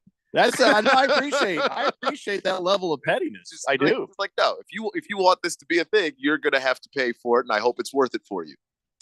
Last night, other things were afoot, even though first starts the Kelsey thing. So hopefully that is done with now. The next thing is we thought there was going to be a weather delay, and so I was on watch to take care of things because we had the game on our sister station, Money Radio 1510 and 105.3 FM. Yes. Do they still do that over there, by the way? Mm-hmm. Okay. Anyway, so this was something we needed to worry about. And people are like, well, what's the deal? So what? Let these players play in the rain, wusses. And why is this even a thing? Well, because they're trying to avoid a thing that happened in Peru. I don't suggest watching the video, but you'll never be the same if you did. 39-year-old soccer player in Peru was killed instantly on Sunday when he got struck by lightning. All he was doing was walking across the field. That was it. At least 8 other players who were near him, they all went down in unison.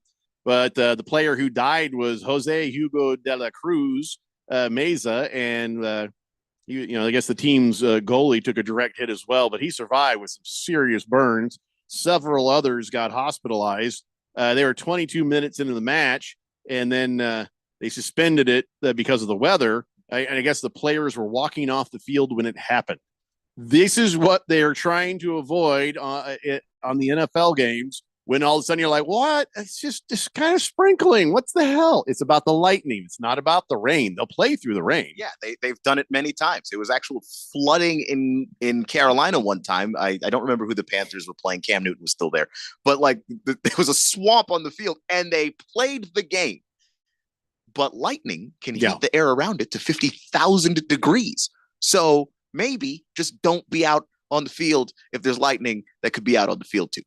So, there's a shame about that guy, in Peru, but now you know why these weather delays, will happen. It's about protecting not just the players on the field, but also the people in the stands, because generally when that happens, everyone is instructed to go to the concession stand, not get in line, but just down into that area, and, so they can take cover. All right. When we come back, we will actually talk about the game that happened last night, Monday Night Football. Plus, there's a bunch of trades that happened that we're going to talk about as well. So come on back. It's the Daily Blender. You're on 1580, The Fanatic. The Fanatic is your home for fall football. Catch the NFL and NCAA live games on 1580 and 99.3 The Fanatic. Brought to you by Bet365. It's never ordinary at Bet365.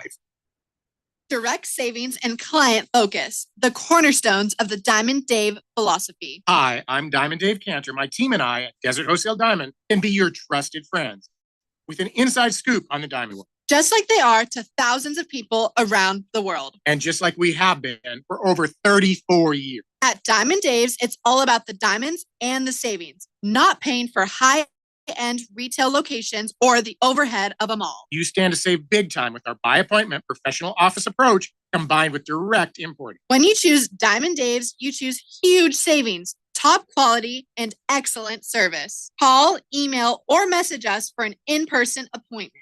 Or sit back and relax for free FedEx shipping anywhere in the USA. Call Diamond Dave at 480-397-2450. That's 480-397-2450. Or follow him on Instagram at Diamond Dave Cantor. That's at Diamond Dave, Kantor. Wesley Financial Group is not a law firm. If you own a timeshare, don't miss this public service announcement from Chuck McDowell, founder of Wesley Financial Group. If you receive an unsolicited phone call or mail piece to discuss selling, renting, or especially canceling your timeshare, don't fall for it. If you really want out of your timeshare, hang the phone up immediately or throw that mail piece in the trash and contact your timeshare resort or Wesley Financial Group for assistance with your timeshare. As the only Inc. 500 timeshare cancellation company, our knowledge, experience, and results has made Wesley a trusted resource for over 40,000 families we've helped get out of their timeshare. Give us a call and I'll send you our timeshare exit information kit free with the straight facts about your timeshare and all of your options for cancellation. Call for your free info kit. 800-626-5252. 800-626-5252. 800-626-5252.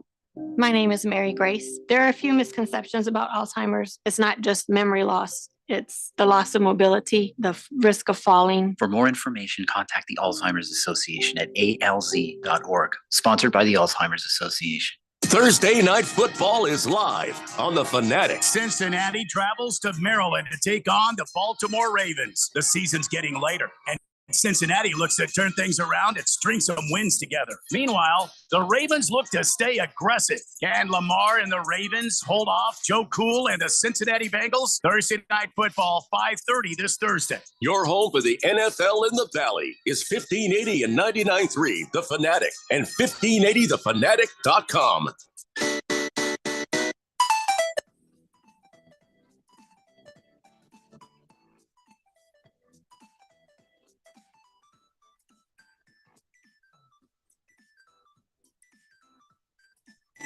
It's a Dave Blender here on 1580, The Fanatic.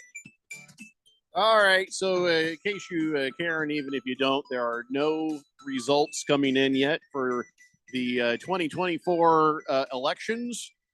So I just, trying to keep you from changing the station, really. But no, it's the polls don't close for another half hour or so. So there's nothing happening. There's no breaking news. Just keep it right here on 1580, The Fanatic, where we're going to talk about far more important things than this country's future. And seriously, what we're talking about is, more important than anything else that could happen. Because whatever happens today ain't going to change nothing. We're still going to have to deal with this NFL problem. Wait, an NFL problem? My Colts stink. No, yeah, that's my NFL problem. Yeah. Randy's NFL problem is the Cardinals are kind of good, kind of bad.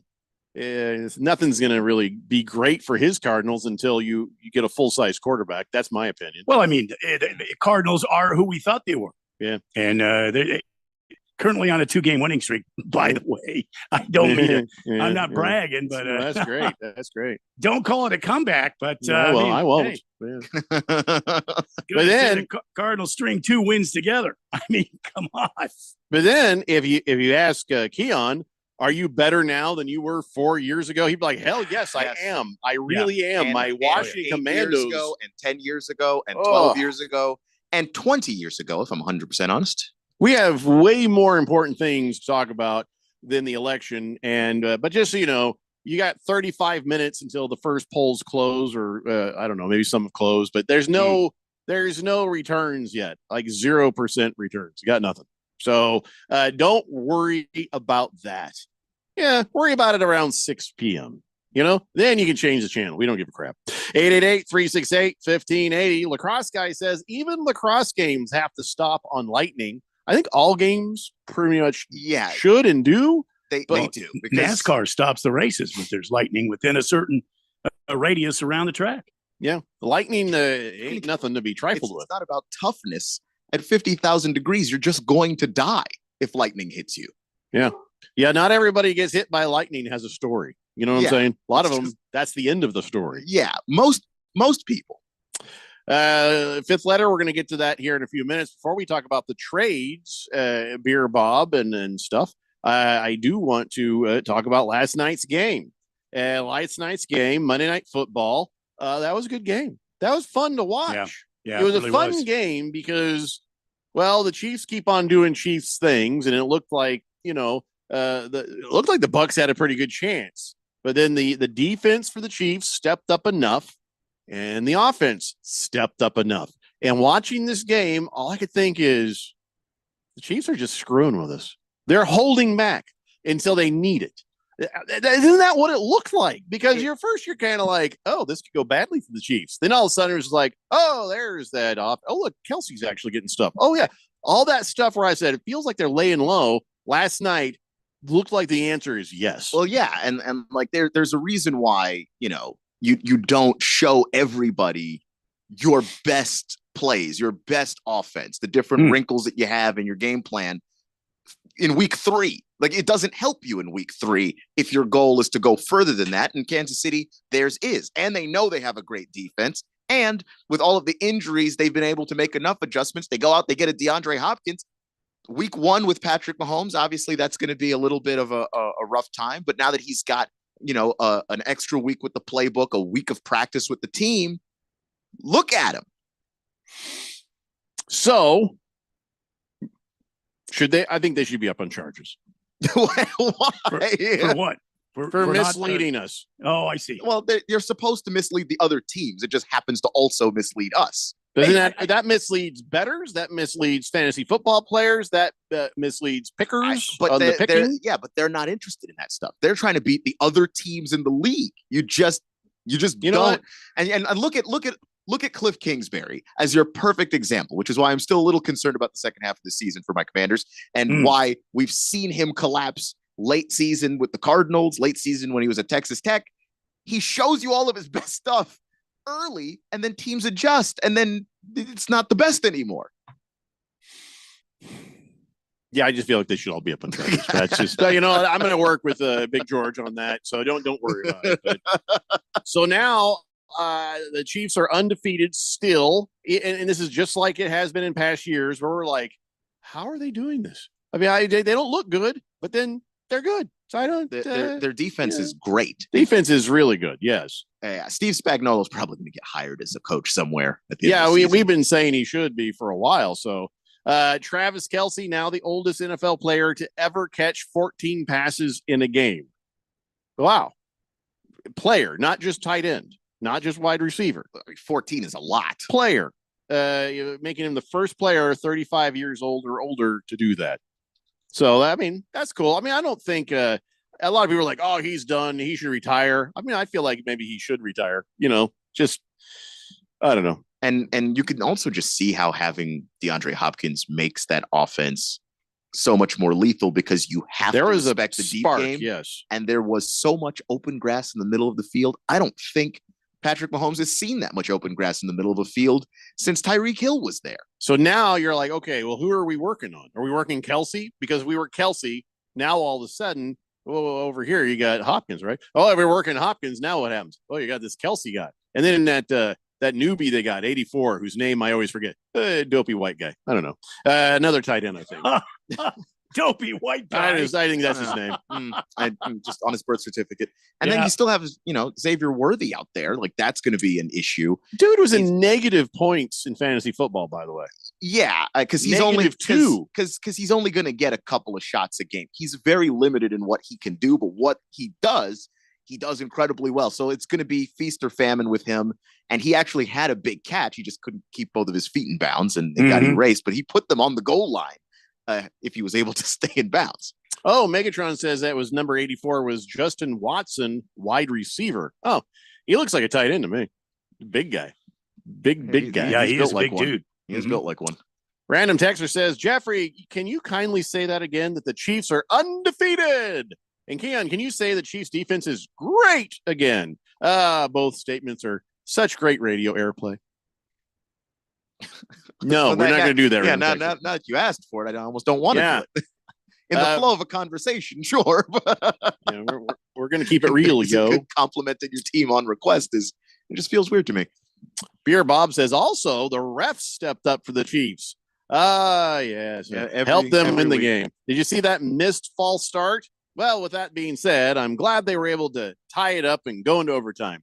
Kelce's big week helped me win my fantasy football game. Well, I mean, the thing about the Chiefs are the Chiefs, right? And they just keep getting these key players. D-Hop is one of them.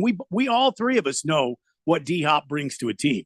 We know the guy is reliable. We know that he's able to catch most anything you throw. I mean, between two guys, for goodness sakes, he got that touchdown pass between two guys, and there was a third guy over the top, and he still caught the ball somehow. And it was over his shoulder. And right. And so I mean, the Chiefs. But I've got to tell you what most impressed me last night wasn't that the Chiefs won, because I kind of thought the Chiefs were going to do that, but how good the Buccaneers looked even without Evans and Godwin. Yes. Because those are their stud receivers. And I would have thought that, good, Baker Mayfield is going to be up a creek now, but they just kept going. They just kept working. Give me a headache. They just kept they just kept pushing the ball down the field, and their defense stepped up against probably the best offense in the league right now. I mean, you know where the headache is coming from? The headache is coming from that I have to actually say the reason they're doing this with Baker Mayfield. Oh God! Why is that giving you a headache? I never got off the Baker bandwagon because when he was having that horrible season in Cleveland, he had a torn rotator cuff and played through it, and everybody was like, "Oh, he sucks now." Like, that's not how this works. If you no. I've just been annoyed with him since those commercials. Which, to be fair, that's Which your brain aneurysm might be the result of those commercials coming back. Because now he's doing well. Yeah, the sons of bitches are coming back. Progressive's going to pick up the phone and call him. Here, I'm so happy for Baker Mayfield being able to slough off all the non-believers and the haters. Ends up in Tampa Bay, kind of rejuvenates his career, and it's headed in an upward track. And now it doesn't matter who they throw out there. Baker finds a way to get the ball to him. Yeah, I mean, they didn't beat the Chiefs last night, but they damn sure came close, and they pushed them to overtime. And probably should have if Todd Bowles. I disagree. Go ahead. I disagree, though. If Todd Bowles had the stones. No, I disagree. Here's the thing. You don't have a sure thing on getting that 2-point conversion. Then you also have 30 seconds left. That are your odds better than 50%? I think you're at that point. You play it safe. You go to overtime, and you hope that you win the coin toss. Are your odds better than 50%? Because I'm not making that decision on odds. I'm looking at this saying you have I don't want. You said it's not a sure thing. Don't want to risk it where we miss the 2-point conversion, and then they've won the game with 30 seconds left. I would rather force it to overtime where I know for sure that there's going to be a coin toss. I don't want the coin toss because the coin toss is itself not a sure thing. And if if I see Patrick Mahomes on the other sideline, I'm going for 2. I'm not sure because thing is I can stop them for 30 seconds, and they did. Okay, but the sure thing wasn't that you were going to get the ball in overtime.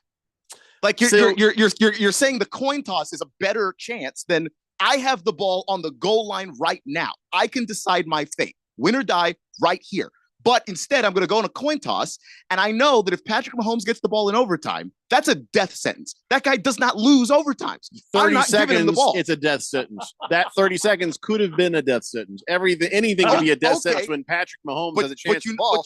But I would rather know for sure that we're not going to blow it with this 2-point conversion. If I'm Todd Bowles, I take off the headset. I walk to my offensive coordinator and I say, "What's our best play?" And we run that. I'm not giving a coin toss. I'm not giving the ball back to Mahomes. I don't want him to ever see it again.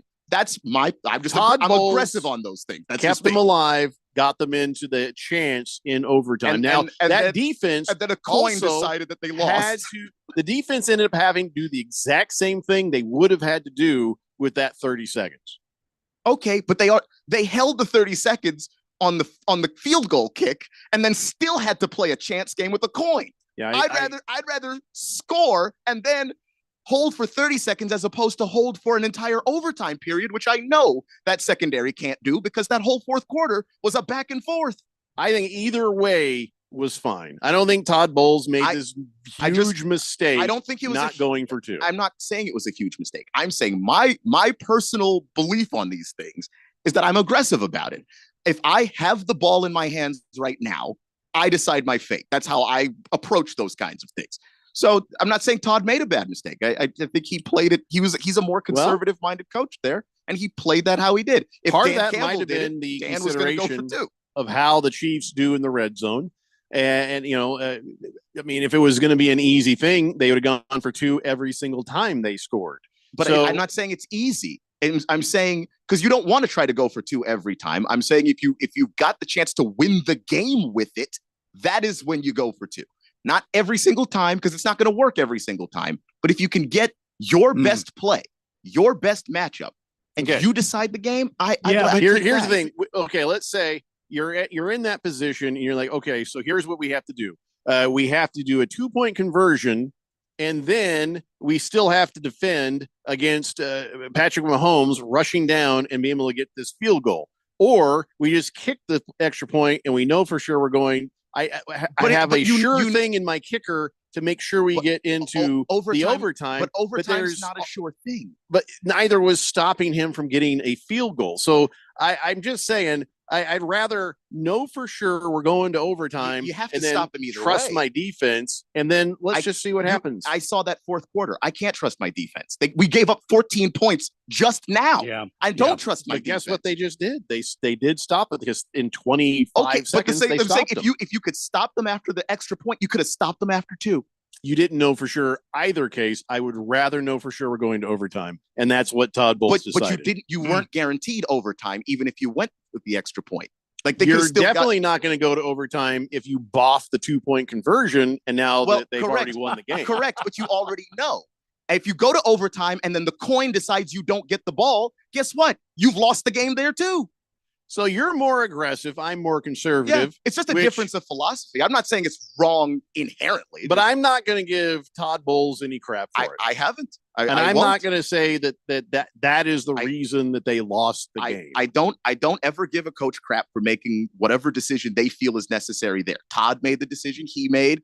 We've seen Dan Campbell go for 2 and be very aggressive in those spots. I don't give him crap for that either because he cupped it that one game. Yeah, where no, he there kept was going it's for just it. like okay, Dude, it's like the universe is telling you this is not working. just kick the damn ball, Dan. Kick the ball. Yeah. But like genuinely, if you want to go for 2 and that's your mindset on it, then I don't give you crap either way. Either way, you've still got to face Patrick Mahomes for 30 seconds, or you face Patrick Mahomes at the coin flip. Either way, you got to face Patrick Mahomes. Can I add one more part to that? In overtime, unless if you can stop them from getting the touchdown, you have a chance, to score as well. So there's a lot more to consider than just getting that 2 points right there at that moment. You got to look at your team. Where are we at? How are things? What are we more likely to, survive and achieve at? And no, you're right, Beer Bob. That reaction of Baker Mayfield when he lost the coin flip. Yeah. He's like, game's over. Yeah, like that's to me as just a fan, that's a feeling I hate where you're just like, damn, I know we're going to lose the game now.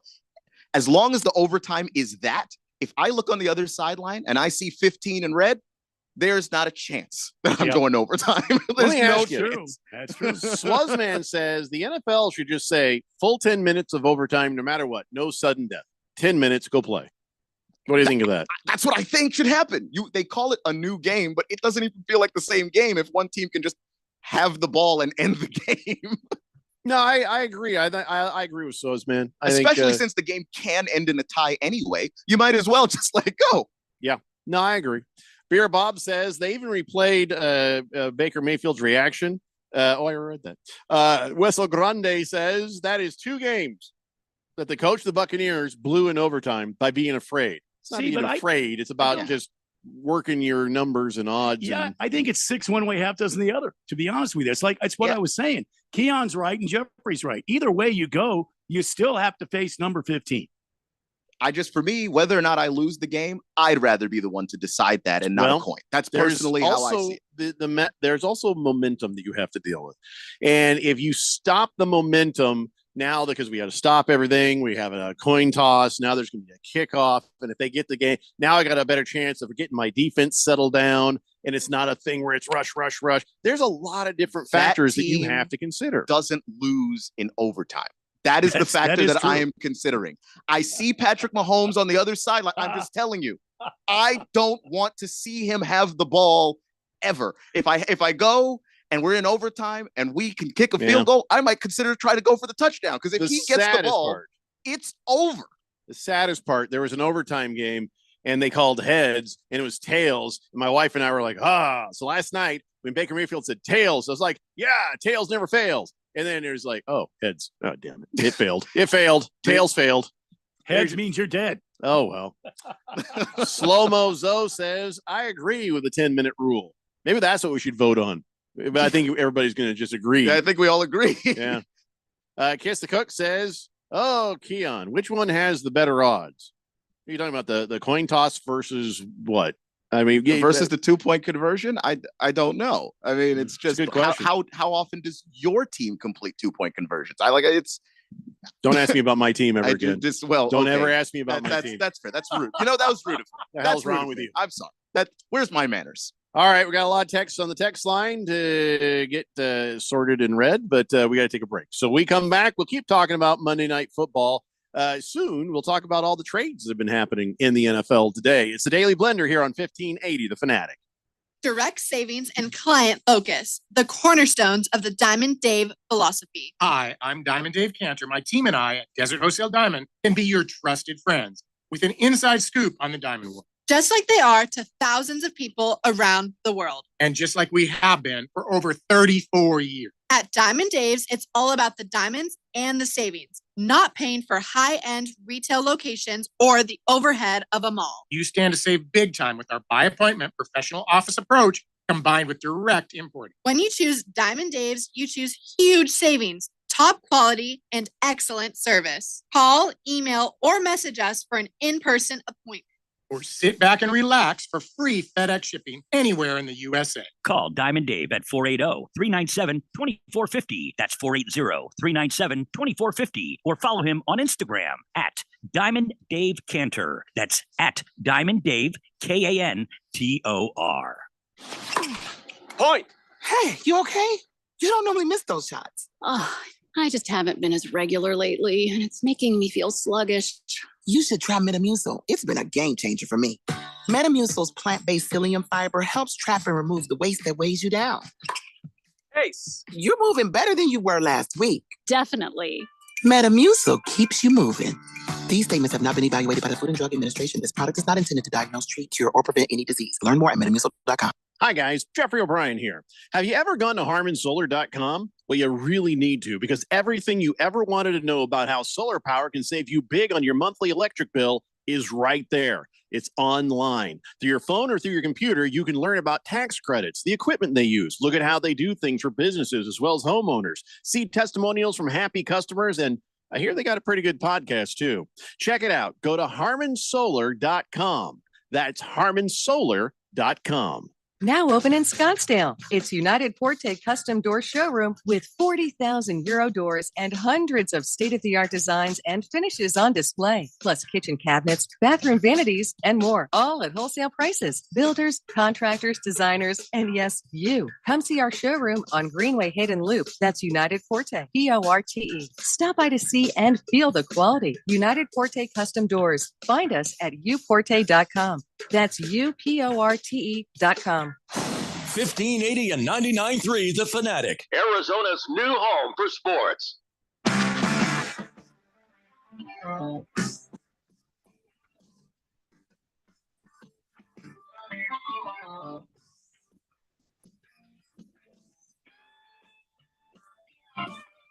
It's Daily Blender here on 1580 The Fanatic. I think Rich Eisen has noticed this. He might listen to this show for all I know. This is weird. At 4:26 p.m., he tweeted, "Breaking news, I've started drinking." Wait a minute. Wait a minute. Rich Eisen listening to this show? That's our bit. We were talking about breaking news there. And drinking. which we No do every day. breaking news in reality as the polls are closing across the United States here on Election Day. And so everybody, you got enough toilet paper? Everybody got toilet paper? Yes. I feel like this is a stock up on toilet paper thing. We may have to go hoard some toilet paper. I don't know what's going to happen next, but just make sure you got enough wipe. That's all that matters. It's the only thing that matters. I mean, some other things matter, but right there, that matters a lot. So, Last Optimist says, yeah, the Bucs made the mistake of calling that timeout on the goal line. They left too much time on the clock for 12-second Mahomes. Extra point call was the correct adjustment to make, to adjust for that mistake. Well, that's interesting, Last Optimist. And, well, the thought process was also, yeah, why would you call that timeout when, you know, the Chiefs probably would have called that timeout anyway? That was an odd. Odd thing. That was probably if you want to give Todd Bowles credit for a mistake, that's a mistake. Yeah, it's just not why they lost the game. No. Well, I It- mean, it wound up not really burning them. could have kept the clock running right there at that point, right? What difference would that make? Like it would make things harder for Mahomes, but your defense did hold for the 30 seconds. So like what changes there? Yeah. Well, I mean, you didn't know it would. You didn't know it Delicious would, says, but, just got off work. Happy Tuesday. As for the voting the Niner fans back to California, I am not from there, so you suck it. I can have you deported to Idaho. That's that is also on the ballot. So Yes, it is. Booger Wolf says, Keon, even though you are the saltiest salamander I've ever texted before, I'm buying you a custom Washington jersey. It'll have your favorite number, 00, your rec league team name in the back as well. I do need the jersey size. Extra medium? Extra medium. That's his guess. I don't know. I don't think he's really getting you a jersey. yeah, I know. And I wasn't gonna. You're not gonna choose the number for me and make up this whole story about. I don't even know the rec league thing. I'm not What sure. was the name of the rec league again? God, he said it was the Booty Fish. I think. Booty Fish. Yeah. I'd wear that. I'd wear it that said Booty Fish on the back. I don't even care. Wait, I did we ever wouldn't. look up what that means in the Urban Dictionary? We did not. Also, yeah, I don't Booty want to. fish Meaning. I would name an actual rec league team that. Like if I ever We get the did. chance We to. did. We did. I remember now. Usually it's a pirate's private stash. However, it refers to a personal share cut if a group discovers a buried chest. Booty fish. Interesting. And I'm Yeah, scrolling. wow. Yeah, but it is a private term. Booty fish. I don't want a custom jersey with 00. Hey. I don't wear 00. At least it ain't like filthy. Oh, you know what's Okay, funny? There's so little about booty fish on the Google. As I scroll down, it says, here's a question. Do fish have butts? Fish do not have buttocks. They do not have butts or buttocks. They are the fleshy bits on the top of our legs, which we sit on, moon with, or secretly hope the opposite sex finds attractive. But the fish do not have them. I think legs are a requirement of That having was- that. So That's probably the last time I'm going to Google anything these people say. Because that one worked out okay. there have been others. There have been others that did not work out as well. Just another face in the crowd says, breaking news, new texture nickname, Dopey White Guy. Well, that's not breaking news because I think we already wrote that down, didn't we? No, I Dopey did not white write guy. down Dopey White Guy is the texter name. I will like write that down one. now. Dopey White Guy says, because every NBA team has a Dopey White Guy. I didn't say all the guys on there that are white are dopey, but there's always a dopey looking white guy. Oh, dopey looking white guy. You gotta put the word looking in there. Dopey looking white guy. We have one. Yeah. The Lakers have one. Every team has one. Whatever. Is that dude with the headband, the bald guy? Looks like Alex Caruso. Yeah, he's in, Caruso. Is he still Oklahoma playing? City. That's the kid that looks like the baby from Rugrats. Yes. Yeah, that's a goofy looking white dude right there. He just happens to also be good. Big George says, I just saw the news today that Shohei Ohtani was playing with a labrum tear in the World Series, and he actually underwent arthroscopic surgery today to fix it. The guy's a robot. No, he's not. If he's a robot, he wouldn't have torn anything. Robots don't have labrums. Or any joints, really. Fifth letter says, hey, Randy, quick, make me a Burn in Hell Chiefs remix. I need someone to play on Sundays after a Raiders loss, please. That's all I got. Sorry. Yeah, we're not doing Burn in Hell Chiefs. That's not our rival. Random texter says, do you think you have a hard time saying Baker Mayfield played good? Think how the Cleveland Browns feel about that right now. He got them to the playoffs for the first time in God knows how long. They really should have figured that out before everybody else did. Yes, he did. He ended the name of the list of jerseys of NFL starting quarterbacks that was like 25 players long. I can't tell you how happy I am. The Browns just are continuing to have luck upon bad luck upon bad luck. Oh, that makes me feel so good.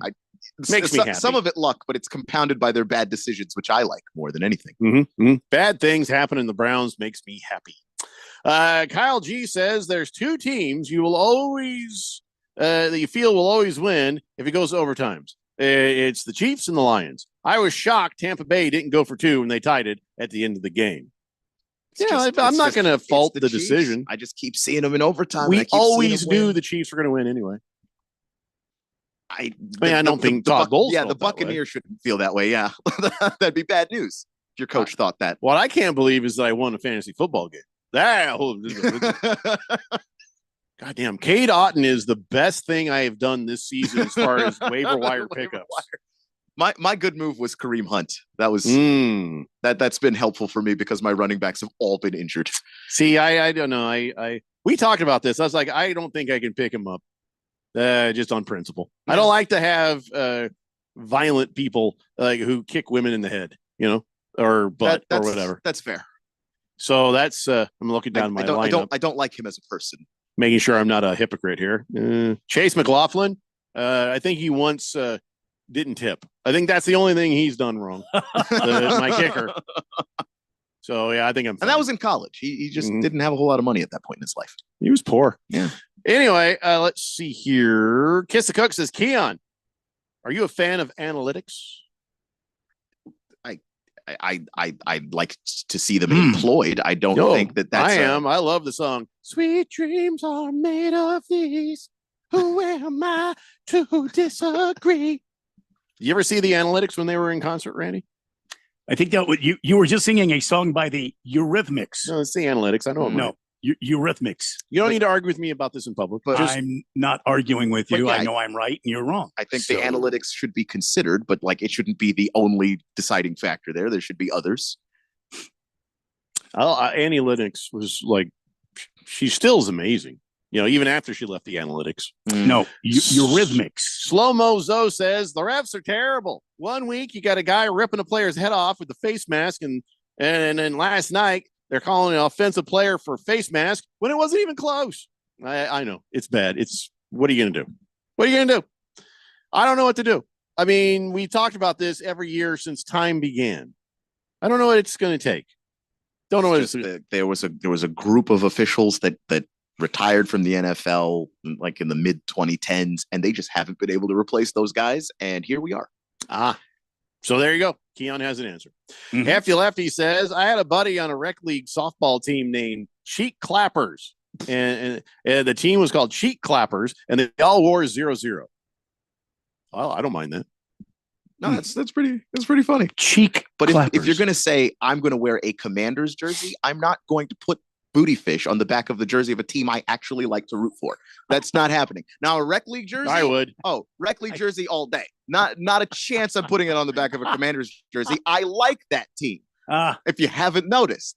I'll wear a booty fish. I don't care if it's a team name. I don't care if it's put down as my name. No problem. Slave Dave says, you made me think of a filthy new texter nickname, Booty and the Hoe Fish. Is that supposed to be like a Hootie and the Blowfish thing? Yes. Denied. Ringless Joe says Chiefs defense. Oh, I'm sorry. What is he saying? Oh, he says, yeah. Earlier you meant to say defense, not offense. I got you. Last Optimist says the non-face mask was still a hold. That play was coming back either way. All right, so they got the call wrong, but the outcome ended up the same. So whatever. So now here we are. Week 9 is done. We're past the halfway point, right? So now is this a weird thing that there are 9 teams currently, 9 teams that have only 2 wins? 9 teams. The 2-win teams are the Dolphins, the Patriots, the Browns, the Jaguars, the Titans, the Raiders, the Giants, the Panthers, and the Saints. Seems like more 2-win teams than should be at this point. Is this a normal thing? I think so. I mean, you got. And I do love that 2 teams out of my division are not named the Colts are 2-win teams. I kind of like that. Titans and Jaguars. Okay, so last year, by the end of last season, we had 1, 2, 3, 4, 5, 6, 7 teams finish with 6 wins or fewer. Yeah, so this is exceptional. I feel like this is exceptional. 9 teams have only won 2 games. You just were given 6-win numbers. This is Well, yeah, but that was for the full season. That wasn't for at this point in the season. So do you think some of those teams could probably well, if we're at the arrive? halfway point and things go the way they've gone, these are a bunch of 4-win teams, which you would have 9 teams that are less than 6 wins. You see what I'm saying? Yeah. This is an exceptionally But that's the bad thing. year of football for these guys. Yeah, and it could just be their schedules are maybe rougher at some points. Like they may win more later. I don't know. Well, here's what I do know. We have our second hour coming to a close. When we come back, we're going to talk about the trades that happened leading up to the deadline and some other NFL stuff. And come on back. It's the Daily Blender here on 1580, The Fanatic. The Fanatic is your home for fall football. Catch the NFL and NCAA live games on 1580 and 99.3 The Fanatic. Brought to you by Bet365. It's never ordinary at Bet365. Hey guys, Jeffrey O'Brien here. Did you know Harman Solar has gone super high tech? There's an amazing tool at harmansolar.com that'll give you an instant ballpark solar estimate using satellites from space. You just type in a little information, and within seconds, you'll have an idea of just how little money it takes to save big on that monthly electric bill. I did it, and within seconds, they measured my roof and calculated my savings. It's very impressive. Go to harmansolar.com and give it a try yourself. That's harmansolar.com. Hear that? The sound of water being poured on 800-degree rocks. If you were here in this sauna, you'd be so hot you wouldn't have the energy to move. But you're not here. Your self-care happens out on the road, riding your motorcycle protected by Progressive. Besides, after a long ride, a helmet sweat is way more satisfying. So if you ride, switch to Progressive, America's #1 motorcycle insurer, without even breaking a sweat. Progressive Casualty Insurance Company and affiliates, not available in all states. All right, so there we were, cruising through the new open-air zoo, when I realized that the park was closing in like 15 minutes. That's when the afternoon took an exciting turn. Luckily, we were in my Nissan Rogue. With its powerful DC turbo engine, well, we had more than enough time to see all the animals. Whoa. And outrun a few. Drive the Nissan Rogue. Now, Nissan offers 6 vehicles starting under $30,000 MSRP. Shop at your local Nissan store or at nissanusa.com. 2024 Nissan Altima, Kicks, Leaf, Rogue, Sentra, and Versa. All prices are manufacturer's suggested retail price. Manufacturer's suggested retail price excludes destination and handling charges, tax, title, license, and options. Dealer sets actual prices. In most countries of the world, Porte means door. United Porte Custom Doors, located in the Scottsdale Airport Design District, is now open with over 40,000 European doors, all in stock, ready for delivery, and at wholesale prices. Designers, contractors, builders, and yes, you. Come see our showroom on Greenway Hayden Loop. That's United Porte, Porte. Stop by to see and feel the quality at United Porte Custom Doors. Find us at uporte.com. That's uporte.com. My name is Mary Grace. There are a few misconceptions about Alzheimer's. It's not just memory loss. It's the loss of mobility, the risk of falling. For more information, contact the Alzheimer's Association at alz.org. Sponsored by the Alzheimer's Association. KQFN Tempe. Also transmitting on K257CD Phoenix at 99.3 FM and K240EU Mountain Hills at 95.9 FM. It's time for the third hour. All right, people, settle down because it's time.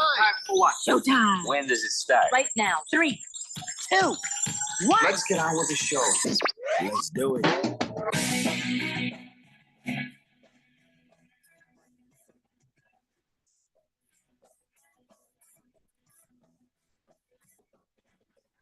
All right, everybody, it's 5 o'clock here on the Daily Blender. I'm your good friend, your radio pal, Jeffrey O'Brien, alongside Randy White. Got Keon Rose in the control room, and you guys are on the Fanatic text line, 888-368-1580, as we broadcast live in the Harman Solar Studios in Scottsdale. And okay, still no results on the election. So no reason to turn the channel. I'll let you know. At this moment, still nothing's been reported, and this thing's probably going to drag out for days anyway. So everybody just relax. It ain't no big deal. If you voted, yay, good for you. And if you didn't, you're part of the problem. I don't know. Anyway, we're here to talk about other things. Let me clean up the text line, and then we can talk about some of these trades. Ringless Joe says, oh, he is pontificating. Are you ready? Pontificate away, Ringless Joe. Maybe the gulf between good teams and bad teams is widening. It seems the good teams are sharing the spoils, while the bad teams are worse than ever before. I'm not sure I've ever seen an NFL team as bad as the 2024 Saints. You must not have watched the Panthers. Yeah, there are 9 teams with only 2 wins, and it does seem weird. I should point out that you have seen a team as bad as these Saints, or worse than these Saints. Not only are the 2024 Panthers that bad, the 2023 Panthers played a full NFL schedule and ended the season with 2 wins. So English Joe, that team, yes, but I was still wondering. This seems like a high number of teams with only 2 wins. I don't know in mid-season because I don't think so. It just seems kind of unusually high, but like there are tough and easier parts of your schedule. You play divisional games. Some of these teams are going to play each other. Like there's going to generate some wins to where you're ending up, above 4 or 5 wins at the end of the season. Amaya D, that would make a good license plate, but you're not going to get away with that as a text or nickname. So I can't even read what they're saying. Oh my God, no.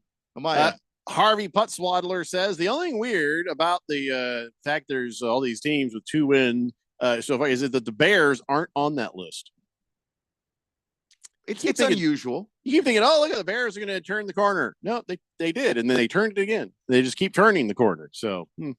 Slow-Mo Zoe says Jared Goff looks like a goofy white guy. He looks like a sleepy white guy. He always looks like, him and Matt Stafford do have that in common, that sleepy little kid that just woke up look. This sort of disheveled, sort of like, what's going on? Yeah. Jared Goff more on the what? Hefty Lefty says, I just thought about this. Keon, how are the Commandos doing throwback jerseys for legend players like Riggins and Green, with the new jerseys? Excuse me? With the change in the team name, they just sell those jerseys, but it says Commanders on them. There you go. That's all. Booker Wolf says he's very, very serious and he wants to know what your size is. He's very serious. I think you just let him. I'm going to guess. So if I large. You're going to change that number, though. I don't wear 00. Well, will you wear 0? No. What number will you wear? I wear 13. That's my number. Well, Booger Wolf, I think we're at an impasse here. So. You might be serious. I was not. I was answering you seriously as though you were not joking. I will not wear a jersey that says Booty Fish with my team name on the front. And I will not wear 00. I do not. So size doesn't matter. There's enough wrong here that just doesn't matter. Yeah. Why didn't we get to size? Why are you so angry about 00 though? I have a number I wear. I don't wear 00. I'd wear 0. I would. The only unless you got the player name, then I will wear the jersey number that is associated with that player name. That's it. Other than that, no. I wear 13 or I don't wear anything. I was always 4 or 44, and so I don't mind 0. I don't mean 00. Yeah. I don't know. I'm not. Where would I wear that? I don't want to wear 00, so I will not be doing that. Devil Hawk says Keon Rose looks like he's an extra large from his website picture. He looks like he's built like a tank. Yeah, he looks like a badass, but he might not be extra large size. I'm no longer an extra large as of the He's worked very hard to not be an extra large. Going to the gym. I'm just a regular large now. I could probably fit into a medium, but that would qualify more as a medium. I would squeeze into that. Yeah, like sausage. Yeah. I am twice the extra large that anyone else is. I don't know if that's true.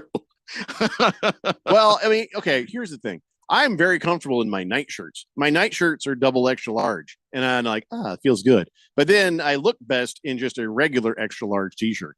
So, and I think extra large is where I will live. But my dress shirts, just if it's not like a measured one, it's just large is fine. Although I have become sausage in larges, but I'm starting to lose some weight. So, yeah, but you can't go wrong with extra large with a jersey. You know what I mean? Yeah. Even if it's a little big, it's okay. And you can always wear like an undershirt underneath that's a similar color or matching team complementary colors. Something like If somebody says, "Hey, your jersey looks kind of big there," I'll be like, "Hey, I got to leave room for the pads, dumbass." I might suit up. You know how many times I'll say that and walk away from a person? Just leave them standing there thinking about it. That's all you do. Yeah. Commando Duke says Agent Zero Arenas wore zero Keon. Yeah, and if I were wearing a Gilbert Arenas jersey, and I do have one, then I would wear that. Associated player name and number, but my name ain't going under no 00. I can tell you that right now. What about booty fish? Also never happening. I will. All the above, I will. Yeah, I mean, I have no opinions on what other people would do. Mm-hmm. I ain't doing it. Baker's Cocky Hen says, "Damn you, Keon. I was just typing schmedium for you. Skin tight like Phil Speedo used to be." Yeah, no thanks. Ha! I got to be able to inhale. Big George says, "Damn, if you guys are upset for being extra large, how do you think being a 6 extra large T, which means But 6 extra large tall, that actually fits you?" Yeah, you're I'm not 7 feet tall, man. I'm not even upset about the size of the jersey. We have not even gotten to that point. It's more about whether I look like a capital B or a lowercase b. I'm working on just being a lowercase L. So, Swave Dave says, "Since I had already sent in my ballot, I decided to go get vaccinated today. Nobody else is there, and it still took me 45 minutes. Well, you went to the wrong place, man." And I just go to CVS. They're done in like 10 minutes. I was watching football one week, and then I left at halftime to go get my shot, and I got across the street and went back before halftime was over. Where did you go? CVS, Walgreens, they're pretty quick. Fry's Pharmacy too. Yeah. Booger Wolf says, "Also, the Cheek Clappers Rec League wearing 00s is hilarious. 00s represent the butt cheeks, Yeah, we gathered that is part of the joke. Yes. I like it. It's funny. I would wear 00 in that context. Yes, because that's the joke. All right, so let's talk about this. Maybe Marshawn Lattimore, who is your latest addition to the Commandos, maybe he'll wear 00s. But I'd say that was a pretty good get, wasn't it? It was a massive get. That's the kind of move you make when you think you might win a Super Bowl. That I think they think that could happen. Easy does it. I'm not saying that I think that. I still have many doubts, but they think that. Like Marshawn Lattimore is a player that will immediately be the best defensive player on that team. He'll be the best player in that secondary. He's allowed 89 passing yards this season so far as the primary defender. Doesn't matter who he's guarded. And by the way, Mike Evans was in that group of people. He just is an incredible corner. And what they gave up is more than what they usually give up. I think they think that that's what they're making a move for. They're seller or they're buyers at this trade deadline, and they're trying to push all the chips in the middle of the table, which makes me excited. But I'm still cautiously optimistic. Yeah, Commandos are sending the Saints a 3rd, a 4th, and a 6th round pick for Lattimore and a 5th round pick. And I don't know how he's been doing this season, but this season he's given up one pass on every 30 targets his way. So that is pretty amazing. He's doing all right. 7 games so far. He's played 30 tackles, and he says 2 passes defended. Well, that doesn't seem to be the same thing as what you just said. Well, because whether that's if you throw it to him 60 times, you don't throw over there. That's the kind of player he is. You just don't. That would be a bad idea. Don't throw to him. Don't throw to, I don't know, Trent McDuffie. There are a few guys in this league. The guy in Denver, like they're just guys you just don't throw it over there. It's a bad idea. So you got him for 2 years. At least you can't give him the rental, tag. Like a lot of people say, oh, he's just a rental. Yeah, he's a long-term rental, I guess, if he's a rental. And the 3rd rounder they gave up was actually an extra 3rd rounder that they had from trading Jahan Dotson at the beginning of the season. So they still have a 3rd rounder. I'm going to be honest with you. I am not familiar with Jonathan Mingo. The Cowboys traded for Jonathan Mingo. And if he doesn't call himself Mingo the Merciless, I don't know what's going on in this world. If they don't call him Mingo the Merciless, do they? They can't. He hasn't been very good in the NFL far. That makes sense then. The Cowboys want him. It's a desperation trade. He will fit right in. It's a desperation trade. He's been in the league for a year and a half. It's been pretty disappointing so far. He was really, really good as a prospect coming into the league, but it just hasn't shown up. He's been slidden down all the way to the bottom of the Panthers depth chart. The Panthers were like, sure, we're not using him. I don't know what the Cowboys are doing. Well, here's the deal. Cowboys get Mingo and a 7th round pick in 2025. In exchange, they give up a 4th round pick in 2025. It's just insane. For what Jonathan Mingo has been, why? Well, because Dallas wanted him in the draft originally. So maybe they think there's something they can fix. Right, that they can get out of him with Dak Prescott. Not Dak Prescott for a couple of weeks, but you know what I'm saying. Yeah, well, good luck. Your team is floundering and your quarterback's out. I would be trying to trade pieces right now. I'd keep the core. You can't move Dak, but you're like CD, Micah Parsons, Lawrence, like those guys you hold on to. And then anybody else below that, if teams want them, you trade them off and you try and make another move next season. Jared said, we are not sellers, we're buyers. I'm going to get me a wide receiver. Well, he got one. He got one, but I like Jonathan Mingo, and I really want good things to happen to that dude, but he has not been good. Mm-hmm. All right. So Cowboys doing Cowboys things. Lions, they got Zadarius Smith from the Browns. How's that? That's great. You're trying to figure out how to replace the pass rushing production of an Aiden Hutchinson. You can't do much worse than Zadarius Smith. He's really, really good. And for Zadarius, now you get to play on a team that might actually be a Super Bowl team. So there's a lot there for him. And I think the Browns got some good stuff back as well. So it's kind of a win-win of a trade. Well, here's what it is. The Lions get Zadarius Smith and a 2026 7th round pick and give up a 2025 5th round pick and a 2026 6th round pick over to Browns. So, okay. Yeah. I mean, and Zadarius is going to come in and basically help right away. He's still a very talented pass rusher. He's been great this season. So the Bears, I guess, were sellers. They traded Khalil Herbert over to the Bengals, and the Bengals are very excited about this. I've never really heard much about Herbert. Is he any good? Yeah, I mean, he's shown flashes. Like the Bears. The Bears win, are pretty. Because he only ran 8 times for 16 yards this season. Yeah, because they just have more running backs than they need. It's Herbert. When Herbert was forced to play, I think last year, just sort of out of just injury necessity, he was pretty good. So the Bears are like, yeah, we're kind of deep at running back. We don't really need Khalil Herbert anymore. He's not helping us, and we have enough running back depth. We'll be fine without him. And for the Bengals, they need a running back, and Khalil Herbert would immediately be better than anybody that they have on their roster. All right. So the Bears, let's see, what did they give up? I don't know. They traded the Bears Khalil Herbert for a 7th round pick. That's it. Bengals gave up a 7th round pick for Khalil Herbert. I mean, he's a 3rd string running back.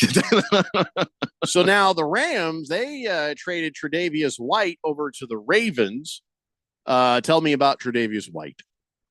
Yeah, Tre'Davious White gives them a linebacker, which they desperately need. They desperately need that. The middle of their defense really tough. They had to let Patrick Queen go in the offseason. I know they really wanted to keep him, but for cap reasons, you had to choose between Patrick and Justin Madubuike. They went ahead and chose Justin because the defensive line you just have to have that.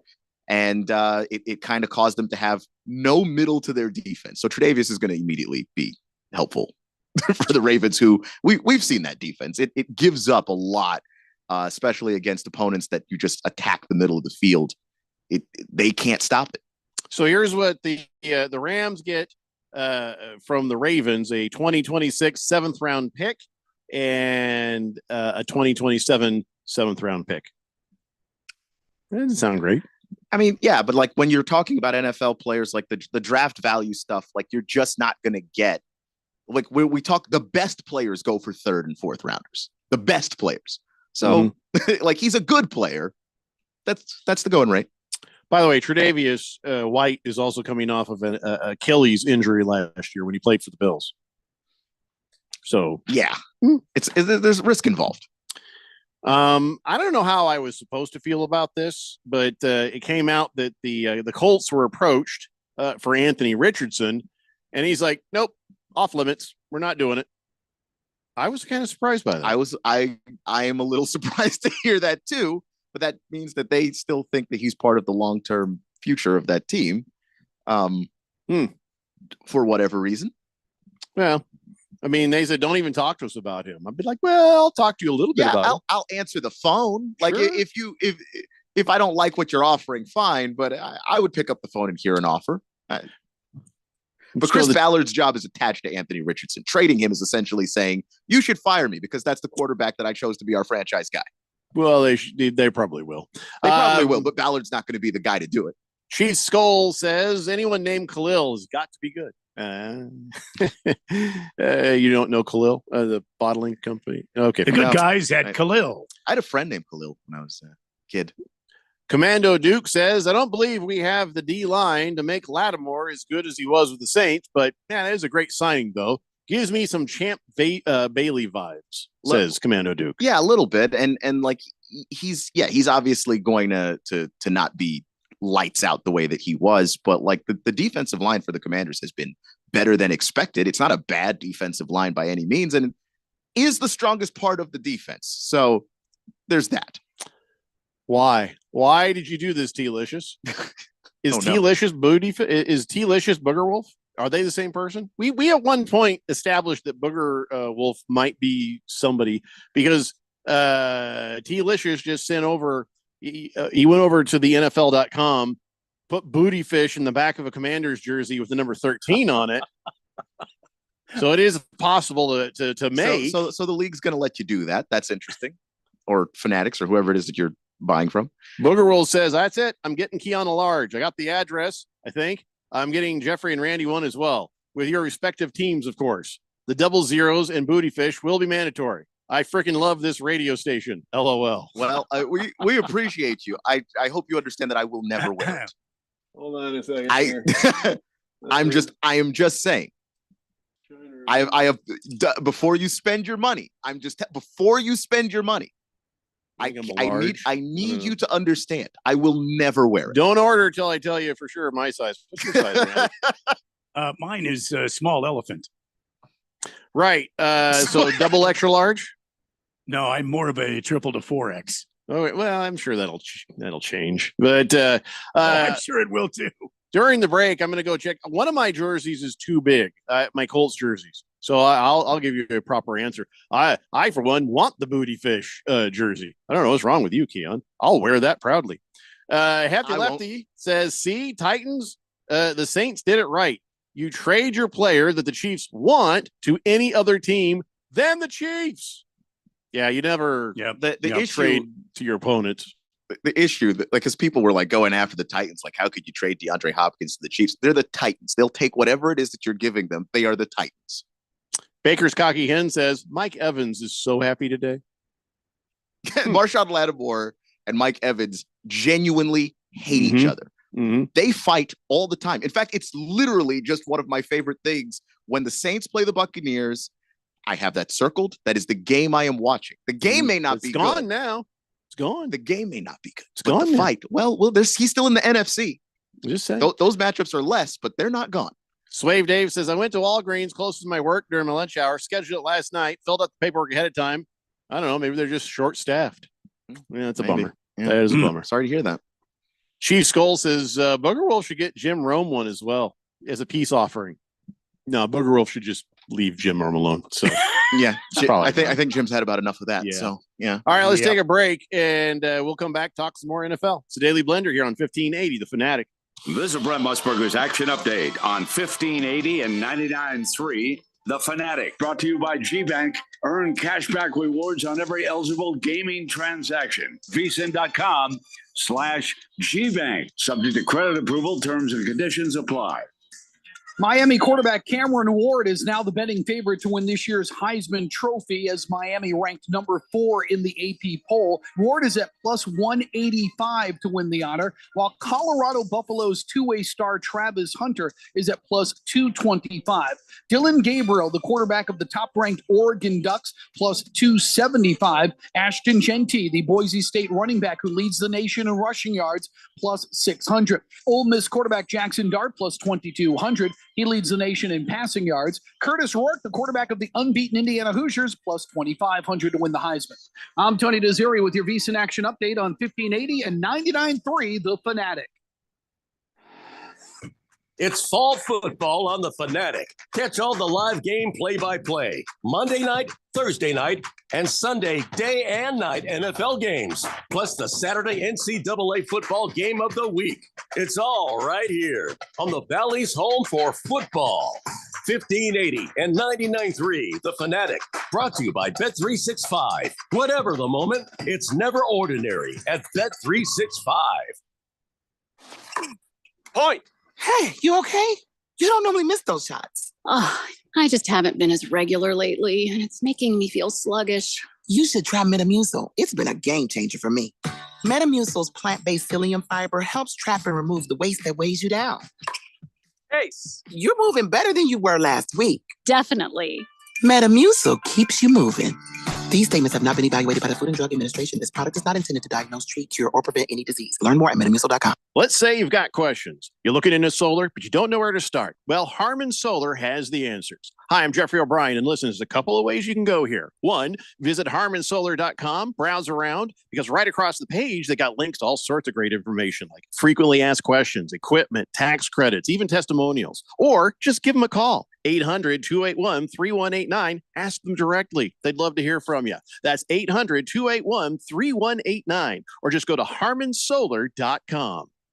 It's fall football season, and Kasai Japanese Steakhouse is doubling down, now with 2 Valley locations. When it comes to Asian cuisine, no one does it better and more authentic than Kasai, where talented Teppanyaki chefs create the food, the fire, and the fun of teppanyaki. Kasai Japanese Steakhouse isn't just dinner, it's dinnertainment. A memorable dining experience where a delicious 7-course meal is prepared right at your table with flair. It's a perfect choice for celebrations, date nights, or a night on the town. Choose from over 30 different items and combinations of teppanyaki, Asian fusion, and innovative sushi. Happy hour is always on fire and offered daily with specials on their Asian-inspired comfort food like Korean steak tacos, Mongolian barbecue ribs, and signature Wagyu beef sliders. Always a memorable dinner, or catch the game and a bite at the bar at Kasai. Now at 2 locations, Scottsdale Road in Thunderbird and in Peoria at the 101 in Northern. Go to KasaiTeppen.com. That's Kasai Teppen.com, or search Kasai on your mobile phone. Thursday night football is live on The Fanatic. Cincinnati travels to Maryland to take on the Baltimore Ravens. The season's getting later, and Cincinnati looks to turn things around and string some wins together. Meanwhile, the Ravens look to stay aggressive. Can Lamar and the Ravens hold off Joe Cool and the Cincinnati Bengals? Thursday night football, 5:30 this Thursday. Your home for the NFL in the Valley is 1580 and 99.3 The Fanatic and 1580thefanatic.com.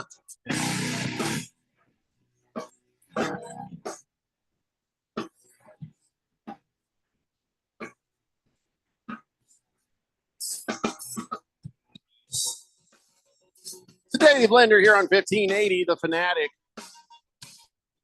So I've determined the large jersey is right for me, because I have an extra large jersey and a large jersey, and these NFL jerseys, they do run a little big. So a large jersey is good.